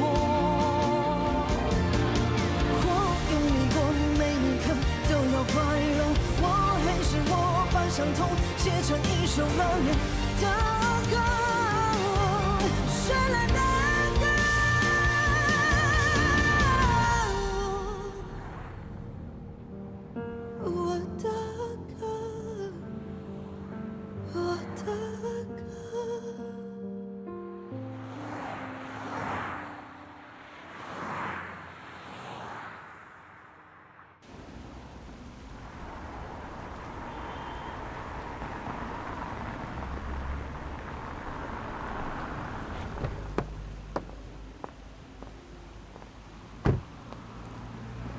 将军，骗我爷爷的人应该是一个团伙。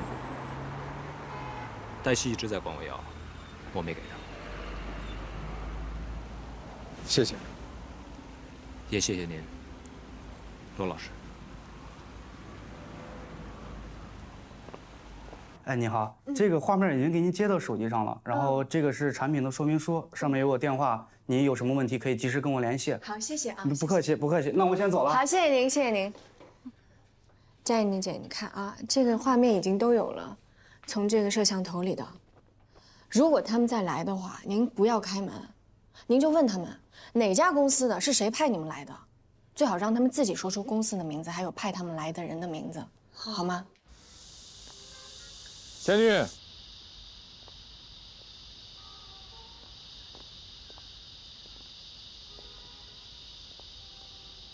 我不认识你们，没关系，我们认识一下。我叫罗宾，林家映的律师。你能给我们讲一讲你当初是怎么伙同他人，给林家映设套做富强公证的吗？我听不懂你在说什么。我叫麦飞，我爷爷叫麦志高，是你骗我爷爷做的富强公证，想起来了吗？我不认识麦志高，是不是你们找错人了？我们来找你，是想给你一个机会。我们可以陪着你去自首，也可以为你做辩护，争取从宽处理。如果你的同伙敢在你前面去自首，那你就惨了。先看看这个吧。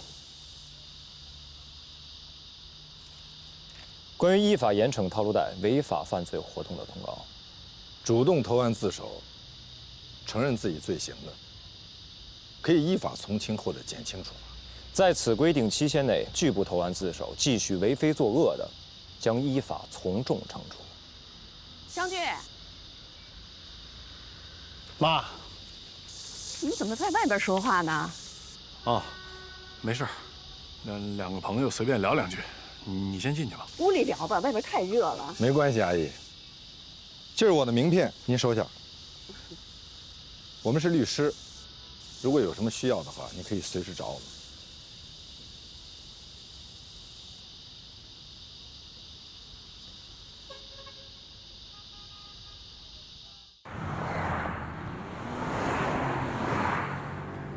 您觉得他会自首吗？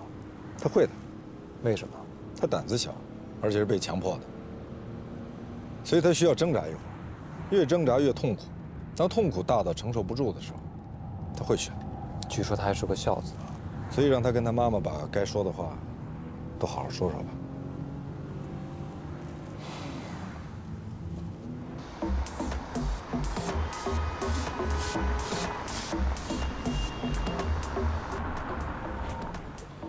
你在车里等我，我陪您一块儿去。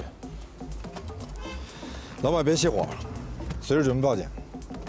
加油！加油！加油！加油！加油！加油！加油！干嘛了？我是律师。你恐怕很快就有牢狱之灾。这是我的名片，请收好。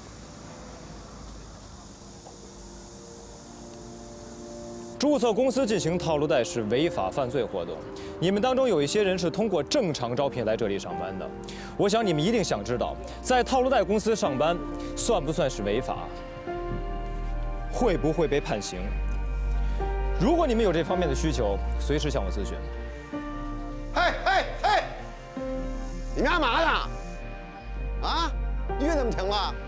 玩呢？怎么回事？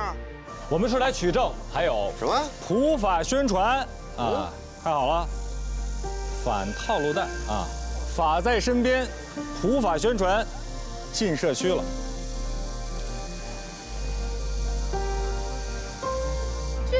这什么东西？这个就是预防套路贷的普法宣传的，您看看了解一下啊。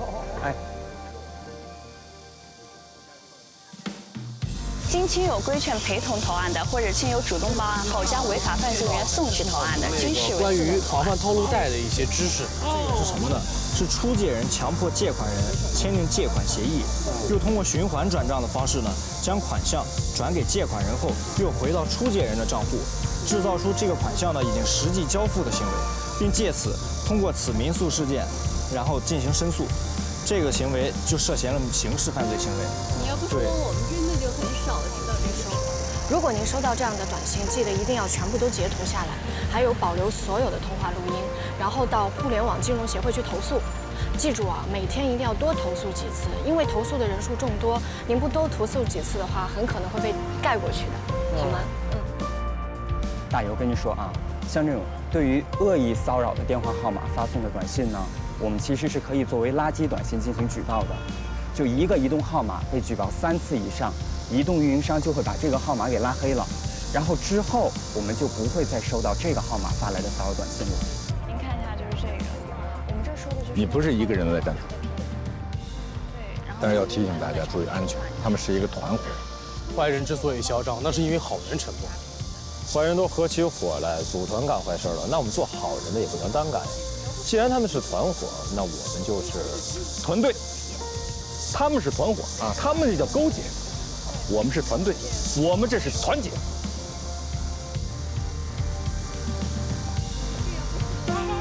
好，我们这里是普法宣传，也可以开讲正确投诉。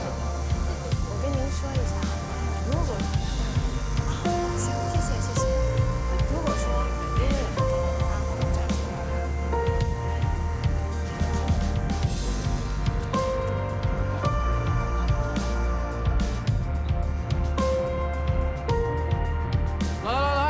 拍了啊！好，来看我这儿，1、2、3。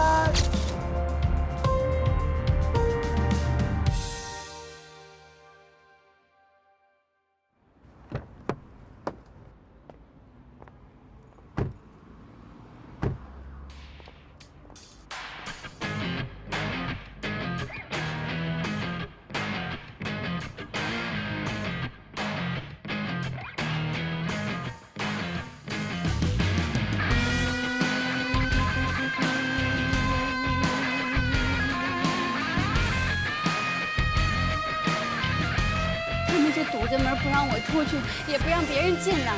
我报警，你们只要警车一到，他们就撤了。我们这儿有录像，都给录下来了，您们看一眼。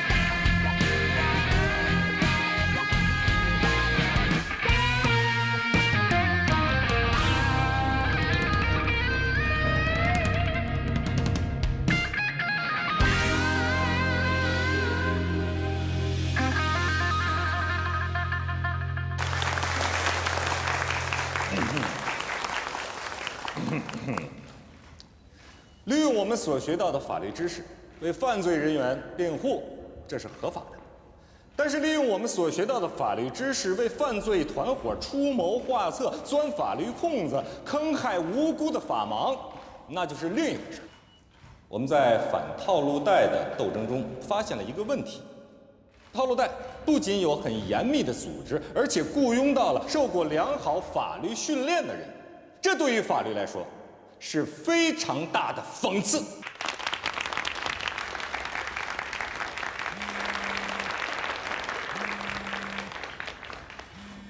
是默然忍受命运暴怒的无尽，还是挺身反抗这人世间无涯的苦难？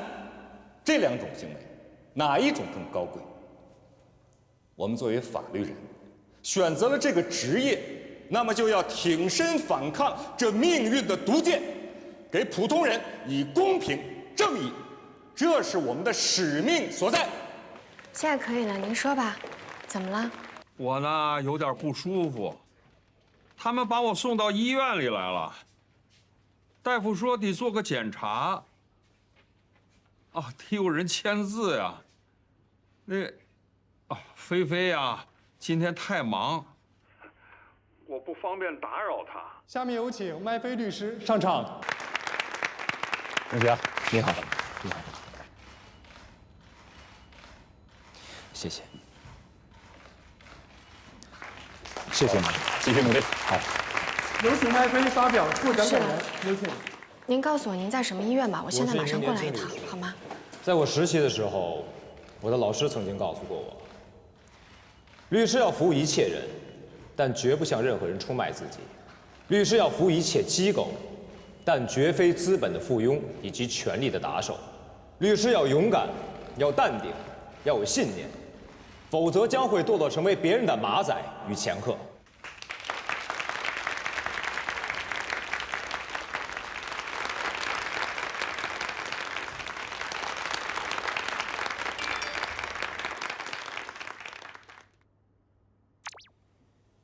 我的这位老师今天他并不在场，但是我今天所获得的荣耀应该属于他。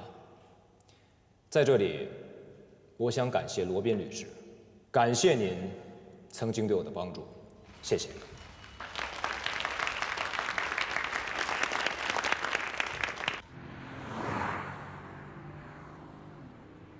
你跟刘景明怎么说？你们还在吃饭吗？你们吃完饭咱们联系一下，我等你电话。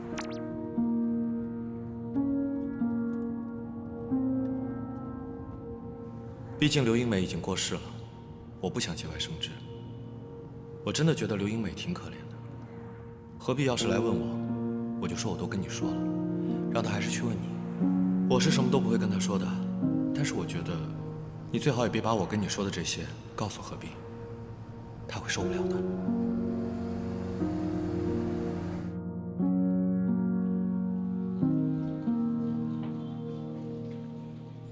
老吕，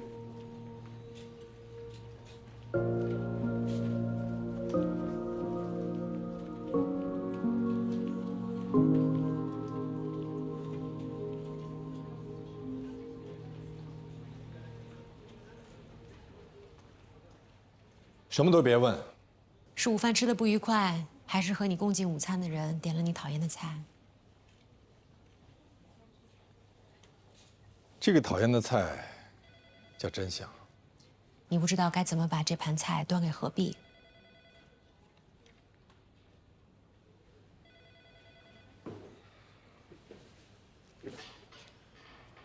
如果真相太伤人的话，就可以考虑给真相套上一个漂亮的刀鞘。这是我说的。对，你还说过，真与善之间，善比真更重要。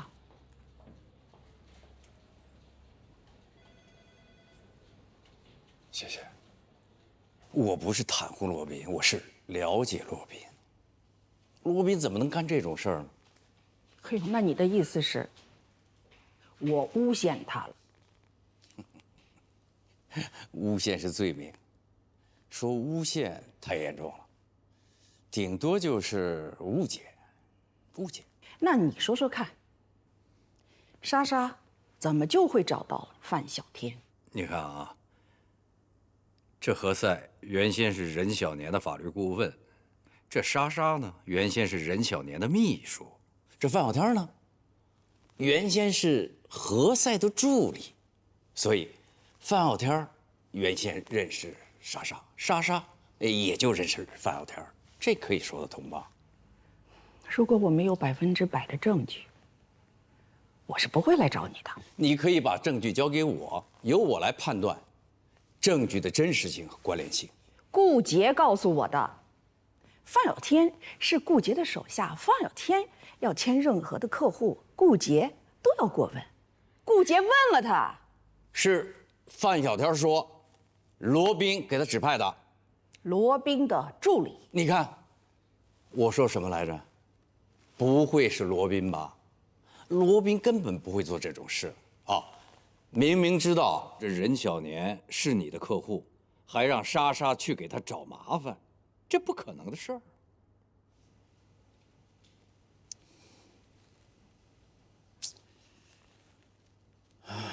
这样吧，我调查一下，如果是罗宾干的，或者是罗宾指使他助手干的，我把他除名。好，你现在当着我的面把罗宾叫来，问他对峙，用得着吗？用得着。罗宾这个时间可能不在办公室。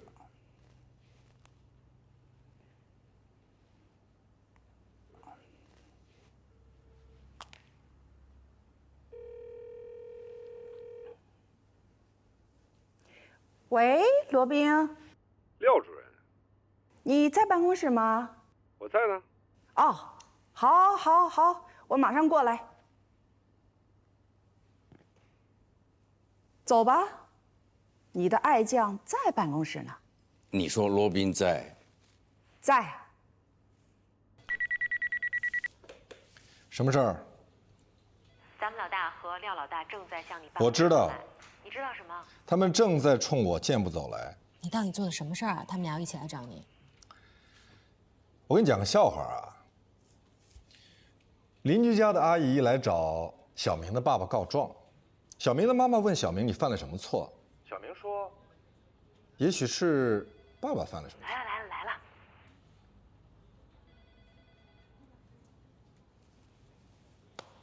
佳敏姐，稀客，主任。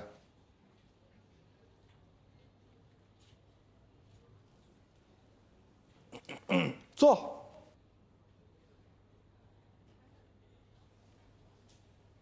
什么事儿，这么严肃啊？廖主任他说你对他的客户发起诉讼，不可能，没有。你看，我说什么？没有吧？莎莎有没有来找过你们？你们有没有给他出过主意，让他告任小年？鉴于任小年是你们的前客户，你们为了规避利益冲突审查制度，你们有没有给他介绍过和你们有千丝万缕联系的其他律所律师啊？人民群众遇到困难向我们求助，我们给他介绍一个律师，这没什么错吧？啊，你的高总已经承认了。不是你介绍的吧？是你的助理背着你干的。这事儿我知道，确实知道，所以不能算背着。佳敏姐，其实我觉得你应该向任小年说实话，你跟他讲不要跟莎莎打官司，这对他得不偿失。然后他勃然大怒，把我们大骂一通，你就达到了你的目的了。那你也拍着桌子把他臭骂一顿。我相信在骂人这件事情上，没有人是您的对手。那这样做，我们就是丢掉了任小年。对啊，就像丢垃圾一样，丢掉一个完全不懂得尊重人的客户，就这么简单。这样做，你是为了报复。我有什么可报复的？一箭双雕，既报复了我当初抢走了任小年，又报复了任小年当初炒了你。您终于承认抢了我们的客户，罗宾。你亲口承诺，只要罗宾承认，你就让他走人。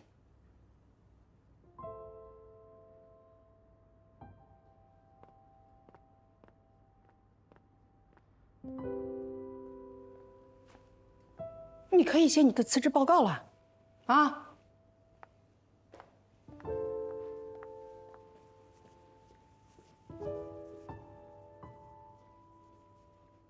你不会真的要辞职吧？不要告诉黛西，你真的要辞职啊？我可以先休个假。用不用我在猎聘上给你找一咖啡师的工作？休完假你直接上岗？可以考虑。你能不能成熟一点？我可以成熟2点。好，你说。廖佳敏之所以选择今天来找冯主任，他就是不想把事情闹大。你是说他出门先看了黄历吗？我是说他知道我们所今天大部分律师都去参加表彰大会了。那又怎么样呢？他这是给你留有余地。我觉得他应该是在给老大留余地。好，我去找他。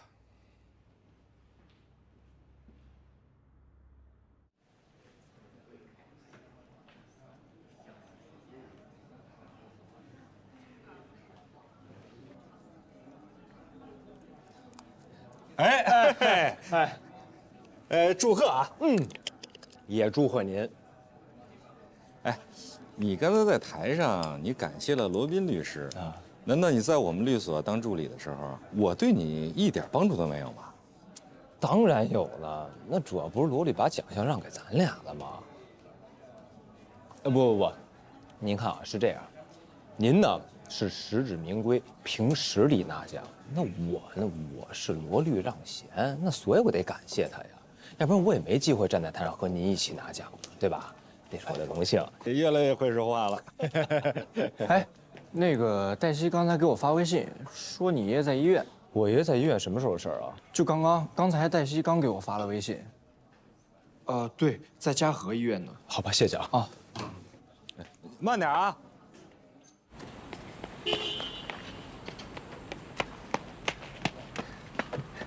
对不起，我得去趟医院。上车。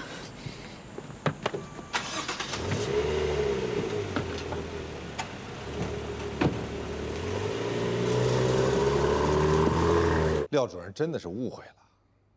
莎莎说任小年提出分手，他来找我们，让我们给他出主意。那你也不能管。好，以后不管了。去，给廖佳敏道个歉。好，道歉。我顺便再给他写个检查，书面的。我没在跟你开玩笑，他是小题大做，好不好？就当他是小题大做。好，总之您别生气，我去找他就是了。他可能带着你啊，去找任小年解释，你再给任小年道个歉，说我们考虑不周到。那不行，必须行。这是为什么呀？因为你最了解任小年的脾气，他的脾气就是你们给惯的，你的脾气也是让我们给惯的。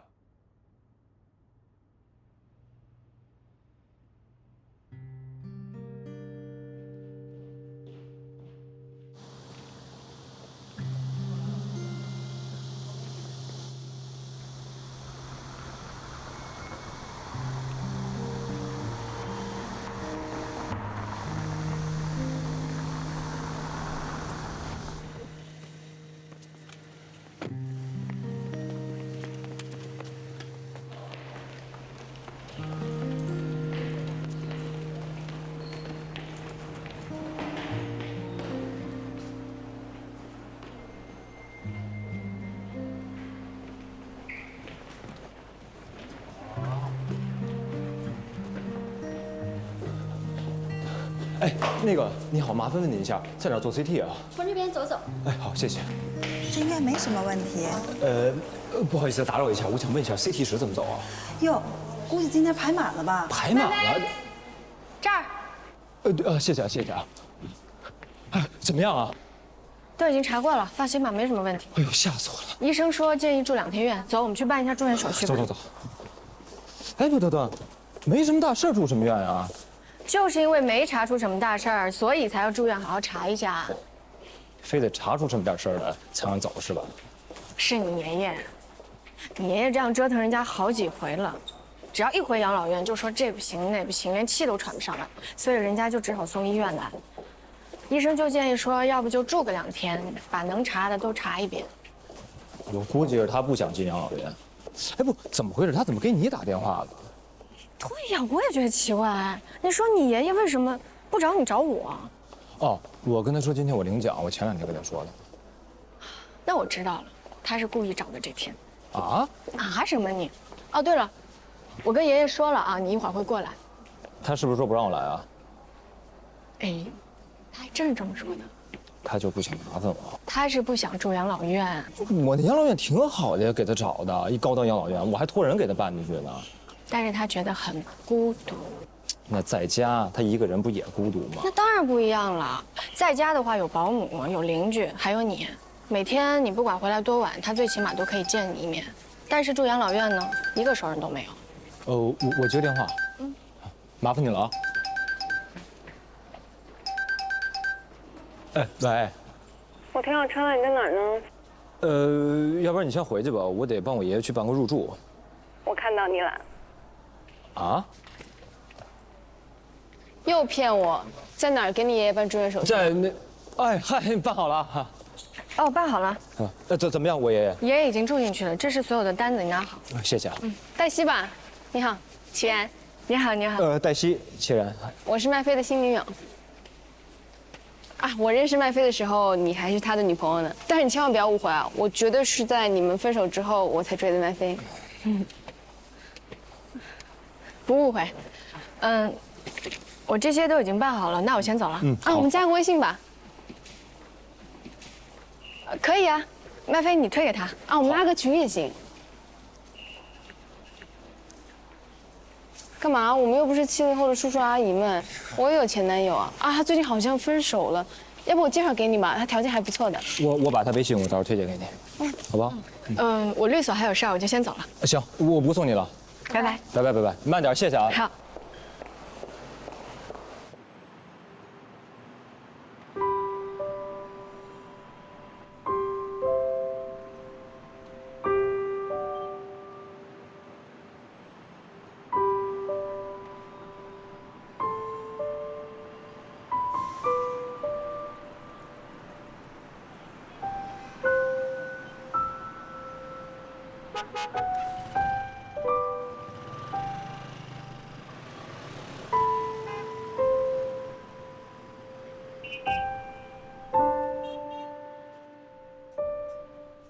军功章上有我的一半，也有你的一半。那就放我这儿吧。哎，这上面写的是我的名，放置不合适啊。没有什么不合适。何仙姑当年，何仙姑，我姐也叫何仙姑。快给我！就是我姐头像。你不应该动别人的电话，你知道吗？我刚才是要递给你的，那你倒是递给我呀。我姐找你什么事儿？你有2个选项：一，把电话给我；二，我们从此不认识了。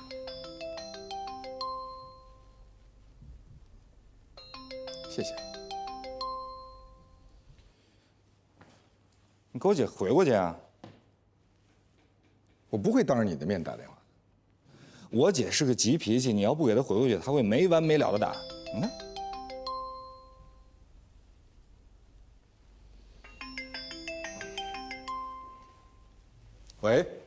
喂，罗律师，你今天中午跟刘景明吃饭了？对，是的。不过我这儿现在有人，我晚一点回给你。好的。再见。我姐遇见事儿了，不是什么大事儿。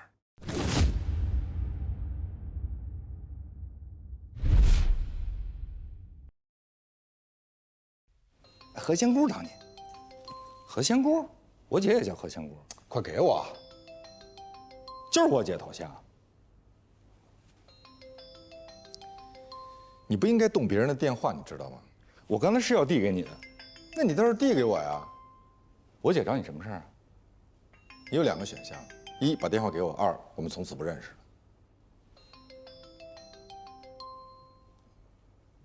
谢谢。你给我姐回过去啊！我不会当着你的面打电话。我姐是个急脾气，你要不给她回过去，她会没完没了的打。你看。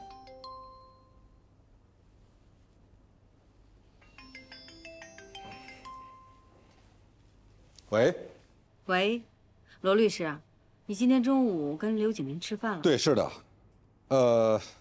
不过我这儿现在有人，我晚一点回给你。好的。再见。我姐遇见事儿了，不是什么大事儿，那是什么小事儿？我不能告诉你，为什么？因为我有起码的职业操守。我姐是你的客户，我没有收费。你太过分了！你是说我应该收费吗？你居然不告诉我，你在跟我姐姐来往。何塞，你这玩笑开大了。我跟你姐纯属业务来往。什么业务？我有保密义务。我要是你，我就不打这个电话。你不是我。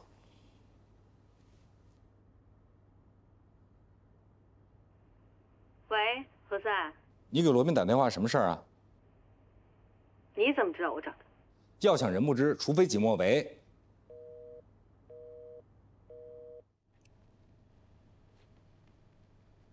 何小姐你好，请您在这里签下字。请问您对我们的植萃焕美疗程还满意吗？挺满意的，谢谢。这是我们公司这个季度给 VIP 回馈的精算小样，您带一份啊，谢谢。我提醒过你不要打电话。她是我姐，她为什么有事不找我，找你啊？我姐遇到事儿，通常也是先麻烦别人。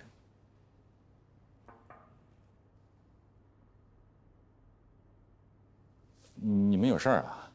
那我先走了。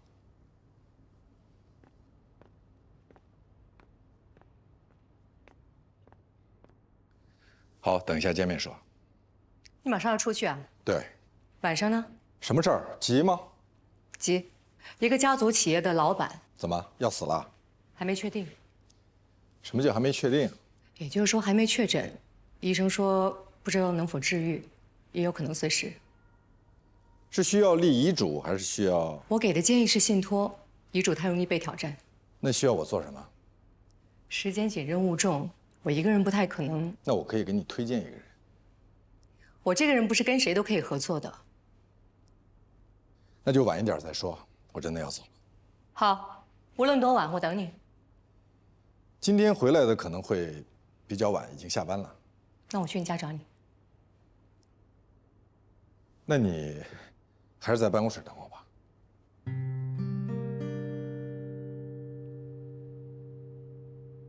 您刚才打电话来的时候，刚巧何塞在，所以您以后跟我联系的时候，能不能先给我发个微信？当然，我什么都没跟他说。谢谢。刘景明真的跟你说钱已经还过了？反正肯定不用还了。那他有没有说刘英美为什么要借这么多钱？没有。罗律师，我就是想知道刘英美她为什么要借这么多钱？如果她缺钱的话，她可以跟我说呀，她为什么没有跟我说呢？也许是男人嘛，都爱面子，怕跟别人借钱被老婆骂，再被老婆问。当然会问的。我是说，如果他缺钱的话，如果目的正当，我一定会给他的。除非目的不正当。人都已经过世了，所以我才想问个明白。是。那行，等有时间，我再好好了解了解。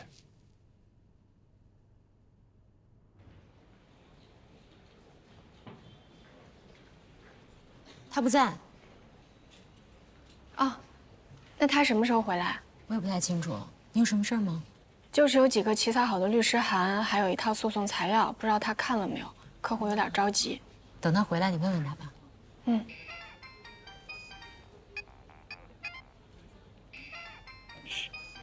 喂。哦，我们老大还没回来呢。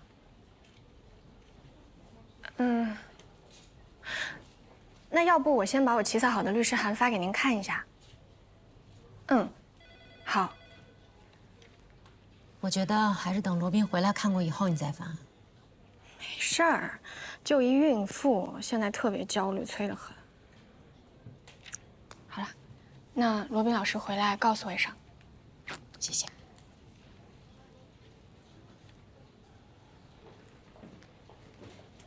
你到底在干什么？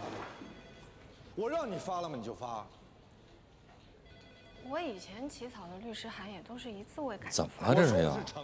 可能是受你影响吧。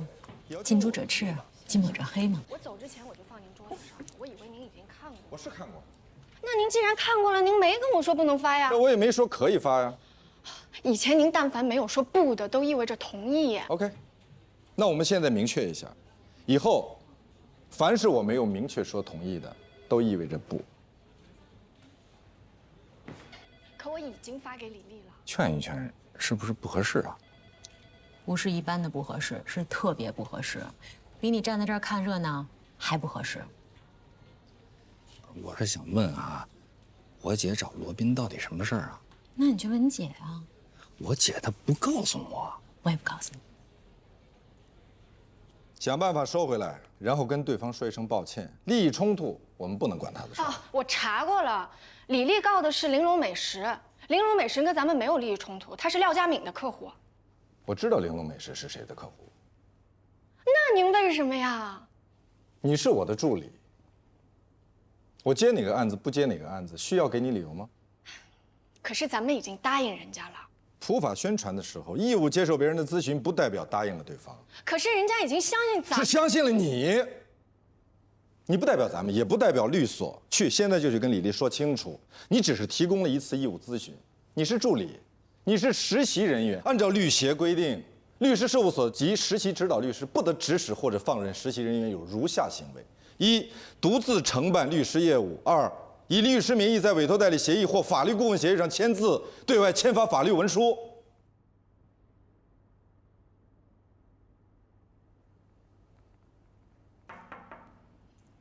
我能进来吗？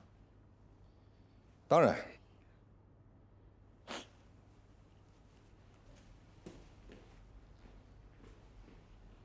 怎么了？没什么，我批评了他2句。那不是很正常吗？当年封印说了你2句，你哭得比他厉害。你还记得啊？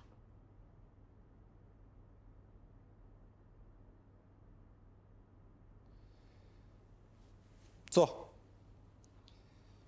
找我什么事儿？信托。你别外传。那我不看了。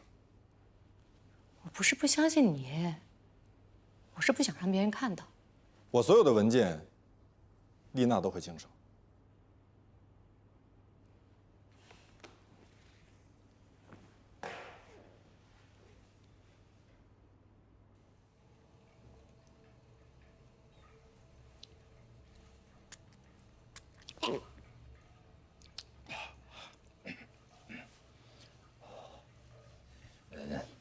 丽娜让我来关心你一下。要下班了吗？不加班的年轻人是没有前途的。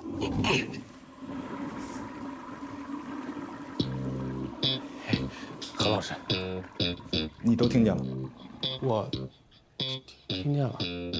你都听见什么了？哦，不加班的年轻人是没有前途的。老师，我今天打算加班来着。很好。他只有一个女儿，老婆呢，他不太放心，觉得他走了以后，他老婆拿着这么大一笔遗产，肯定会改嫁。当然了，再嫁他肯定也管不着，但是带着他的遗产嫁给别人，还给别人养孩子，这点他接受不了。他女儿一向娇生惯养，也没什么社会经验，不可能管理这么大一个企业。他生怕他走了之后，女儿被人骗得倾家荡产，所以我给他设定了一个家族信托方案，严格设定任何一个受益人获取收益和动用本金的条件。他女儿30岁之前不能动用本金，他的遗孀每个月可以领取生活费，但如果改嫁了就没有了。你在听吗？我在听。你说。鉴于他的身体状况，所以我们要尽快进行信托财产尽职调查。你应该去找何塞。为什么？何塞在这方面非常擅长，而且所有的实习生助理都归他差遣。你需要的是一个团队，除了制作信托方案，还有起草信托合同，参与遴选受托人、中介，后续参与财产监管。这么说，你是委婉的拒绝我了？我最近手头上的案子确实有点多。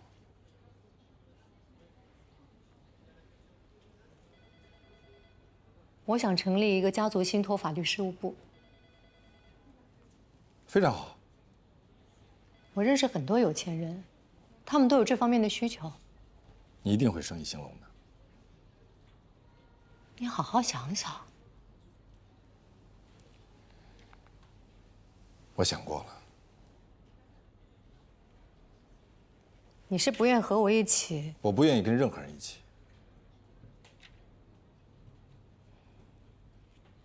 可是我们过去是搭档。很久以前。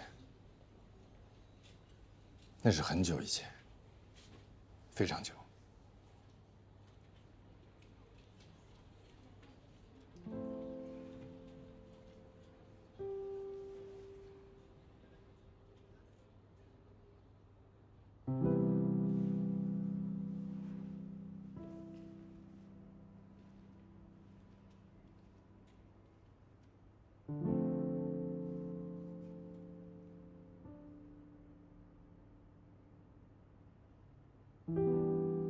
我时常怀念过去。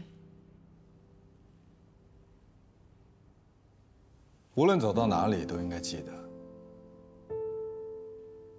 过去都是假的。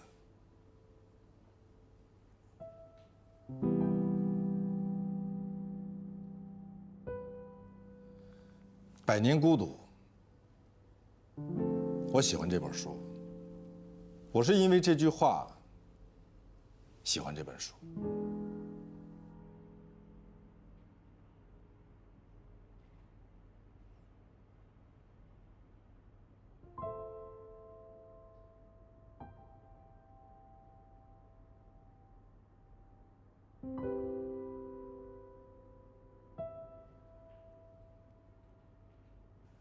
你找我呀？我刚好在你的办公室路过，然后呢？然后刚好你也在办公室，我刚好看了你一眼，刚好你也看了我一眼，我们刚好彼此都看了对方一眼，也没有早一秒，也没有晚一秒。好巧，好巧，一切都是刚刚好。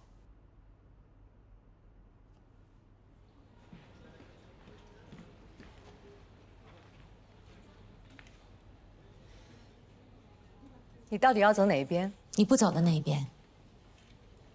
谢谢。You're welcome。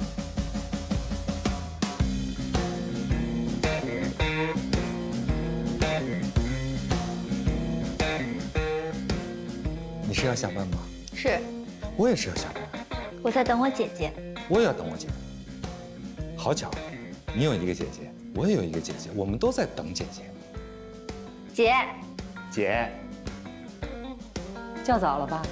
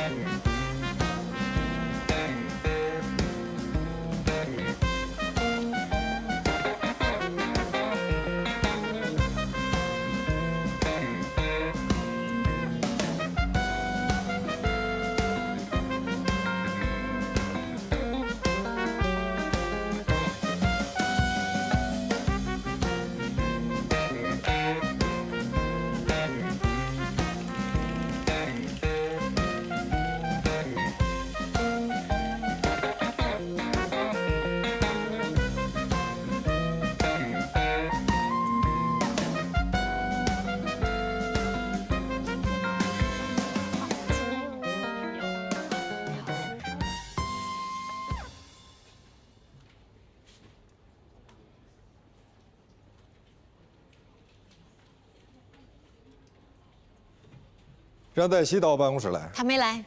嗯？为什么？请假了？你昨天对他有点太严厉了。啊？抗击打能力也太差了吧？说都说不得了。主要是因为赶上干什么？失恋。失恋？失恋就可以不来上班了吗？我们律所有失恋假吗？还是咱们国家又新颁布了新的法定假期，把失恋也算进去了？给他打电话问他在哪儿，让他回来上班，告诉他，就算是家里死了人，国家的法定假期也就是3天。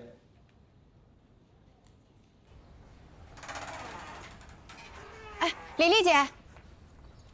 呀，你好，你好，你好。哎，实在不好意思啊，那个律师函，我是、律师函我已经发给玲珑美食了，他们让我跟他们的律师聊。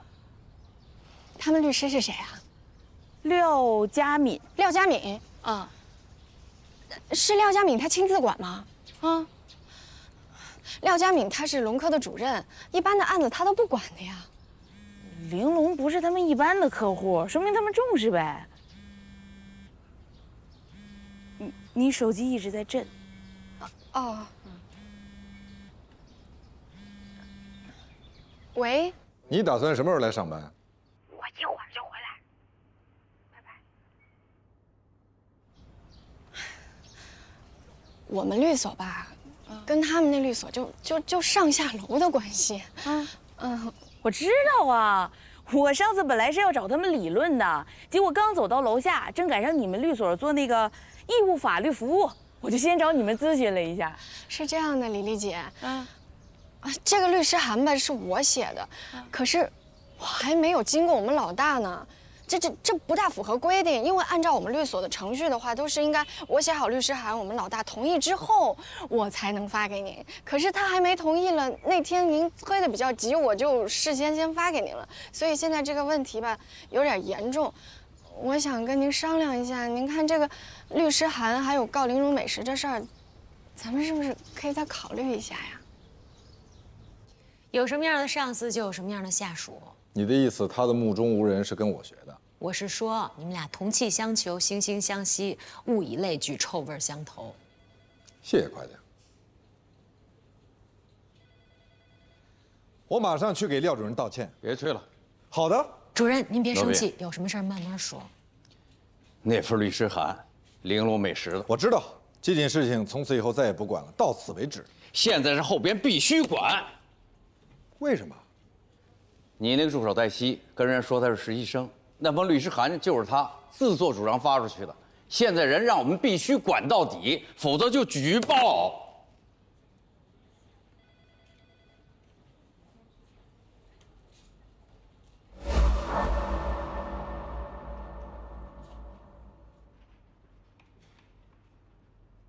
廖主任还亲自过来啊？是啊，想和罗律师探讨一下，已婚女性谎称未婚入职是否构成欺诈？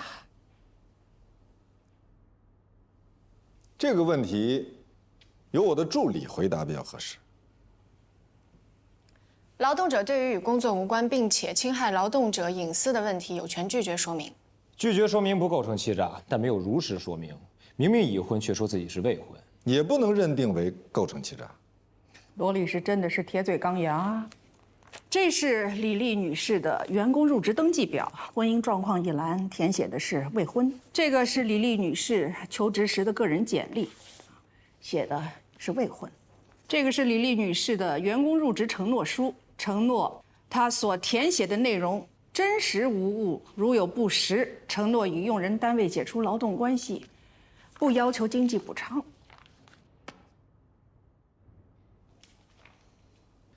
廖主任，我想我们讨论的重点应该是李丽女士的劳动合同聘用期问题。李女士的劳动合同聘用期是从2019年的4月7号到2022年的4月6号，但是就在今年的6月14号，李女士被强行辞退，原因是怀孕。而根据国家有关规定，用人单位不得因女员工怀孕、生育、哺乳降低其工资，予以辞退、解除劳动或者聘用合同。玲珑美食解除与李丽女士的合同，不是因为她怀孕，是因为她不诚信。婚姻状况属于我的个人隐私，我没有必要告诉公司啊。这是你律师教你的吗？不，这是她自学的。那我们法庭上见吧。法庭见。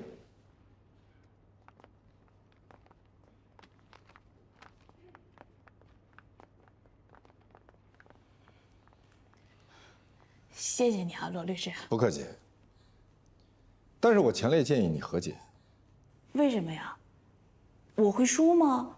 我刚才听您说的特别有道理啊。但是你自己知道，你撒谎了，这是不对的。可是如果当初我跟他们说我是已婚，那他们肯定就不会录用我了。在去玲珑美食之前，我应聘过很多地方，只要我说已婚，就都没有下文。那也不是你撒谎的理由。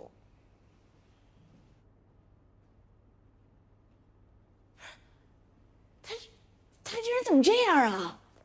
我要投诉他！不是，您不能这样吧？怎么？他这是歧视女性，他这样的人不配做律师。他可是在义务为您提供法律帮助啊！哎，就像你说的，这是他的义务。我学过律师法，人都说了，律师和律师事务所应该按照国家规定去履行法律援助义务。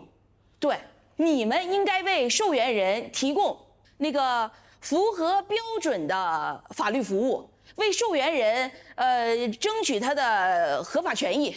我是妇女吧，我又是孕妇吧，你们就应该无偿援助。哎，你好好想想吧你。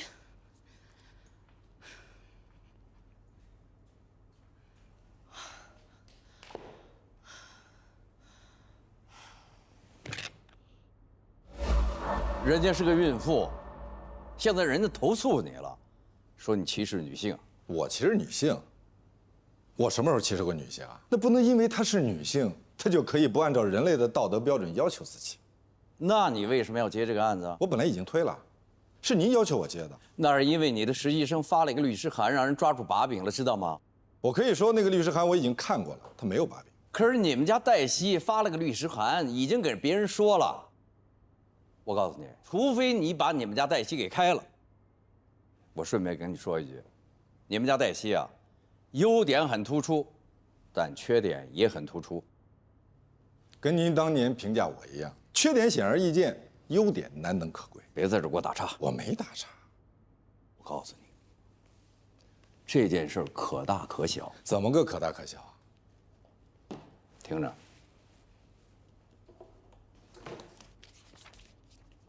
听着啊，《中华人民共和国律师法》第50条，律师事务所有下列行为之一的，由社区的市级或者是直辖市的区人民政府司法行政部门视其情节给予警告、停业整顿1个月以上6个月以下的处罚，可以处10万元以下的处罚；情节特别严重的，由省、自治区、直辖市人民政府司法行政部门吊销律师事务所执业证书；对本所律师疏于管理造成严重后果的，律师事务所因前款违法行为受到处罚的，对其负责人视情节轻重给予警告或者处2万元以下的罚款。听见了？您别为难。如果有人找您麻烦，您就告诉他您已经让我走人了。已经有人说我包庇你了，说我没有1碗水端平，说是鼓励本所律师诋毁同业，接受委托以后没正当理由拒绝代理。那您说这事儿我该怎么办？去给人道个歉。道歉？说什么呀？就说因为您是女性，我不应该指责您撒谎，或者说因为您是女性，您就天然拥有撒谎的权利。你要是这种态度，那就别干了。那我就不干了呗。行，那就别干了。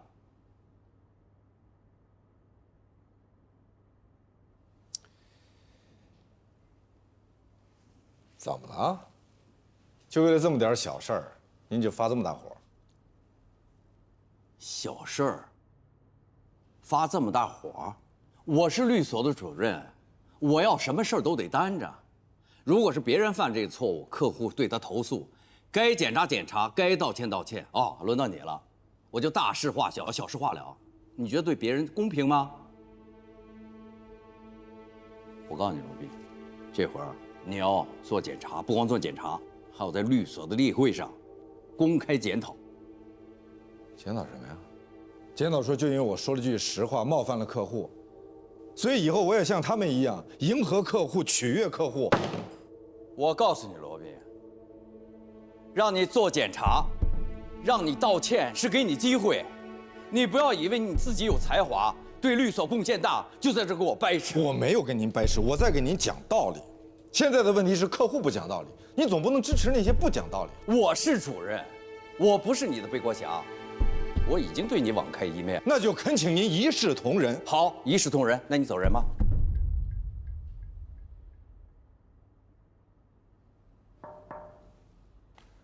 主任罗律，不好意思。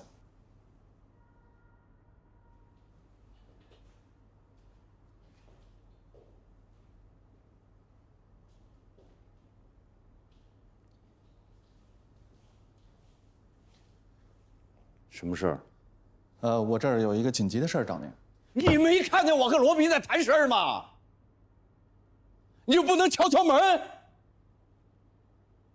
不好意思，主任，那我过一会儿再来找您。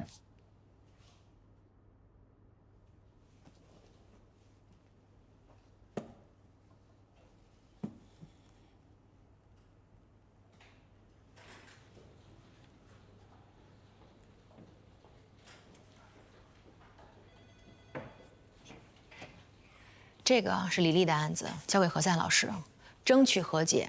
如果不能和解，就打官司，也不怕打。丽娜姐，罗宾老师他，李丽跟封印投诉了，老大给他换了个律师。你也不要内疚了，人生要都是事事如意的话，也少了好多乐趣，你说是吧？丽娜姐，那这件事情对罗宾老师会不会有什么影响？你别想太多了，好好完成罗宾交代你的每一件事情，让客户满意就是帮忙了。丽娜姐，干活去吧。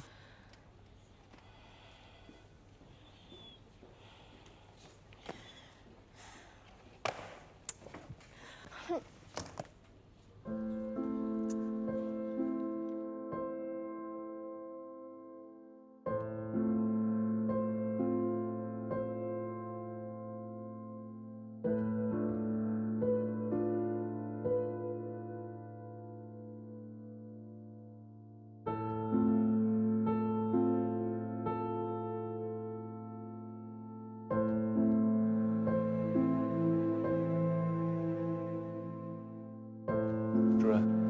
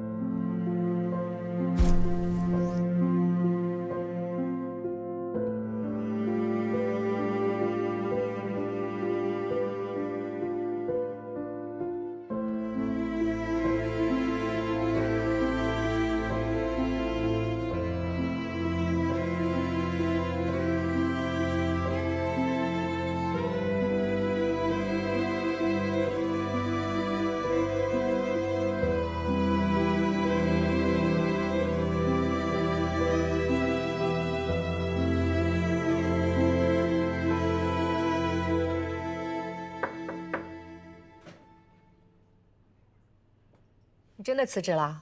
你觉得呢？真好。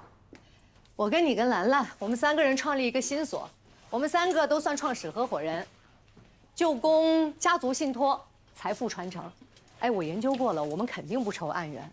就我们 MBA 金融班一个班里有半个班的同学都有这个需求。不。哎，你是不是怕我还惦记你啊？我需要时间好好想一想，要不要换一种生活方式。无论你换哪种生活方式，黛西都不适合你。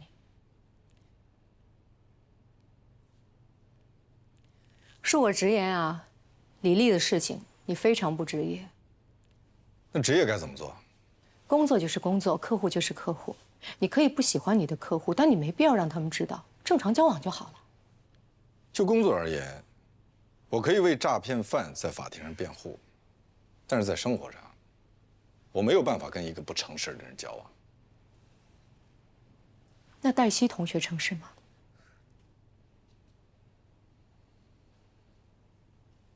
每个人都有点秘密，这很正常。你管隐瞒自己没有大学毕业文凭的行为叫保密啊？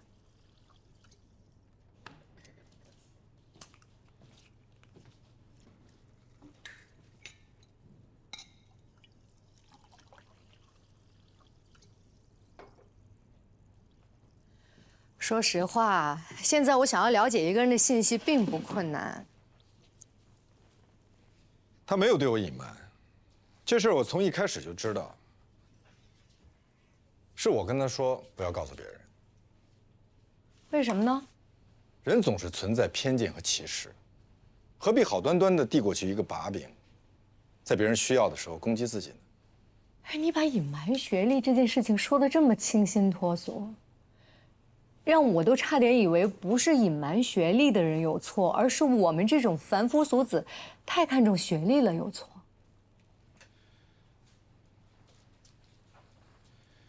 你不会？不会。兰兰都不知道，我跟谁都没说。谢谢。不客气。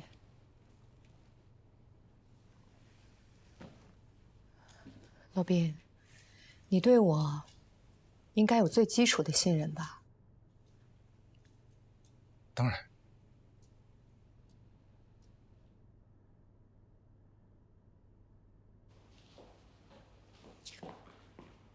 主任，您找我啊？来，坐。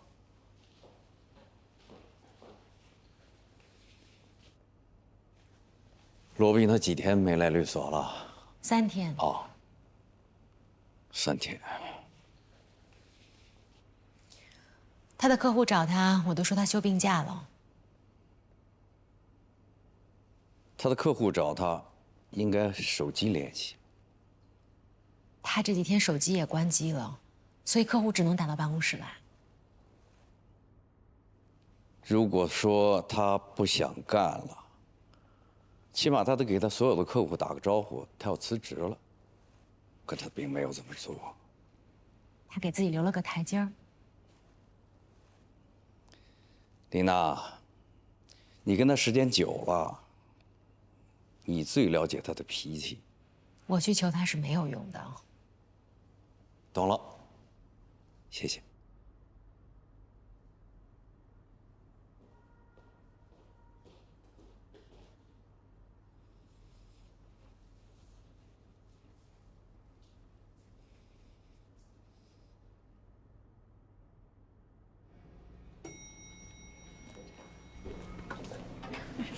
我觉得，啊，对不起啊。这也太熟门熟路了吧？我觉得这是冤家路窄。黛西她接了一个案子，告的就是麦飞他们的客户。这不是经常的事儿吗？全景跟龙科不一直都是相爱相杀吗？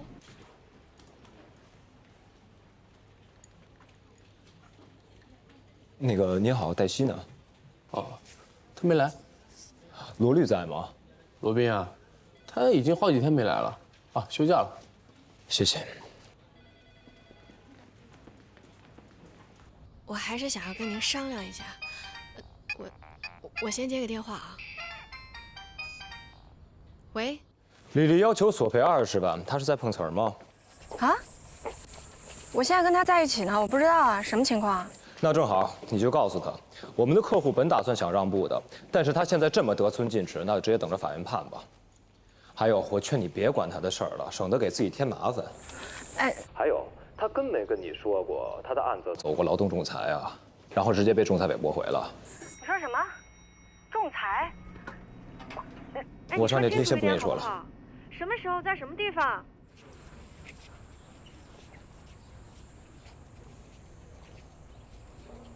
是他们律师打的电话吧？他们说您要索赔20万。啊？不是，他们现在打算给多少啊？您这个案子做过劳动仲裁啊？对啊。那您为什么不告诉我们啊？因为如果我告诉你们了，你们很有可能就不接我这案子了。我们现在也可以不接您这个案子的。哼，那可不行，你们现在已经接了。你们有律协吧？律协是不是管这事儿？我现在就给律协打电话。律师在接受委托之后没有正当理由，的确是不能拒绝代理。可是现在我们有正当理由了。什么正当理由啊？委托人故意隐瞒和案件相关的重要事实，律师有权拒绝代理。我问过你们，仲裁后能不能再告？是你们说可以的呀。是啊，仲裁之后如果对结果不满意，的确可以到法院再告。但是您不应该隐瞒您已经仲裁过的这个事实啊。您上班1个月都不到，实习期都没有过，我觉得法院无论如何都不会站在您这边的。您要是不信的话，您可以再问几个律所咨询一下。我就是因为上网找了个律师问了，他说可以索赔20万，所以我才想试一下的。那您是不是打算找那个律师帮您去做代理呢？他说先要给的律师费，按索赔标的30%，那就是6万块钱。那您给了没有？当然没有了，我又不傻。我上网把他所有打过的官司都查了一遍，基本上都是输的。我觉得他就是满嘴跑火车，想骗个首付款，我还是信任你们。我也查罗律师了，还托人打听，说他是你们律所最好的律师，一般人想请他打官司还请不到呢，是吧？你说咱那天多巧哈，就正好在楼下，那都是缘分。回头你也跟罗律师说一声。过去就过去了，让他别往心里去，啊。过去就过去了。是。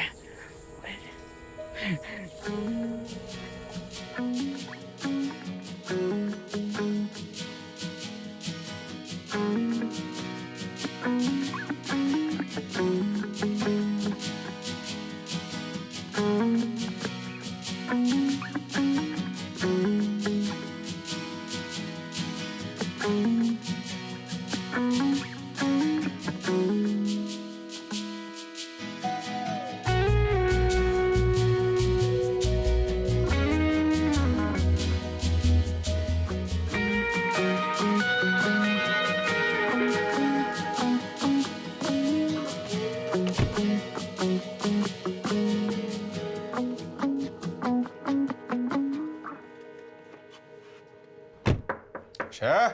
外卖。有什么高兴的事吗？有啊。封印让我来找你，找我干什么？你猜？让我把所有的客户都移交给你。你为什么就不猜封印让我过来请你回去呢？你说有高兴的事儿，我回律所对你来说是灾难。讨不讨厌呀你？一直这么讨厌。别废话。在哪儿吃？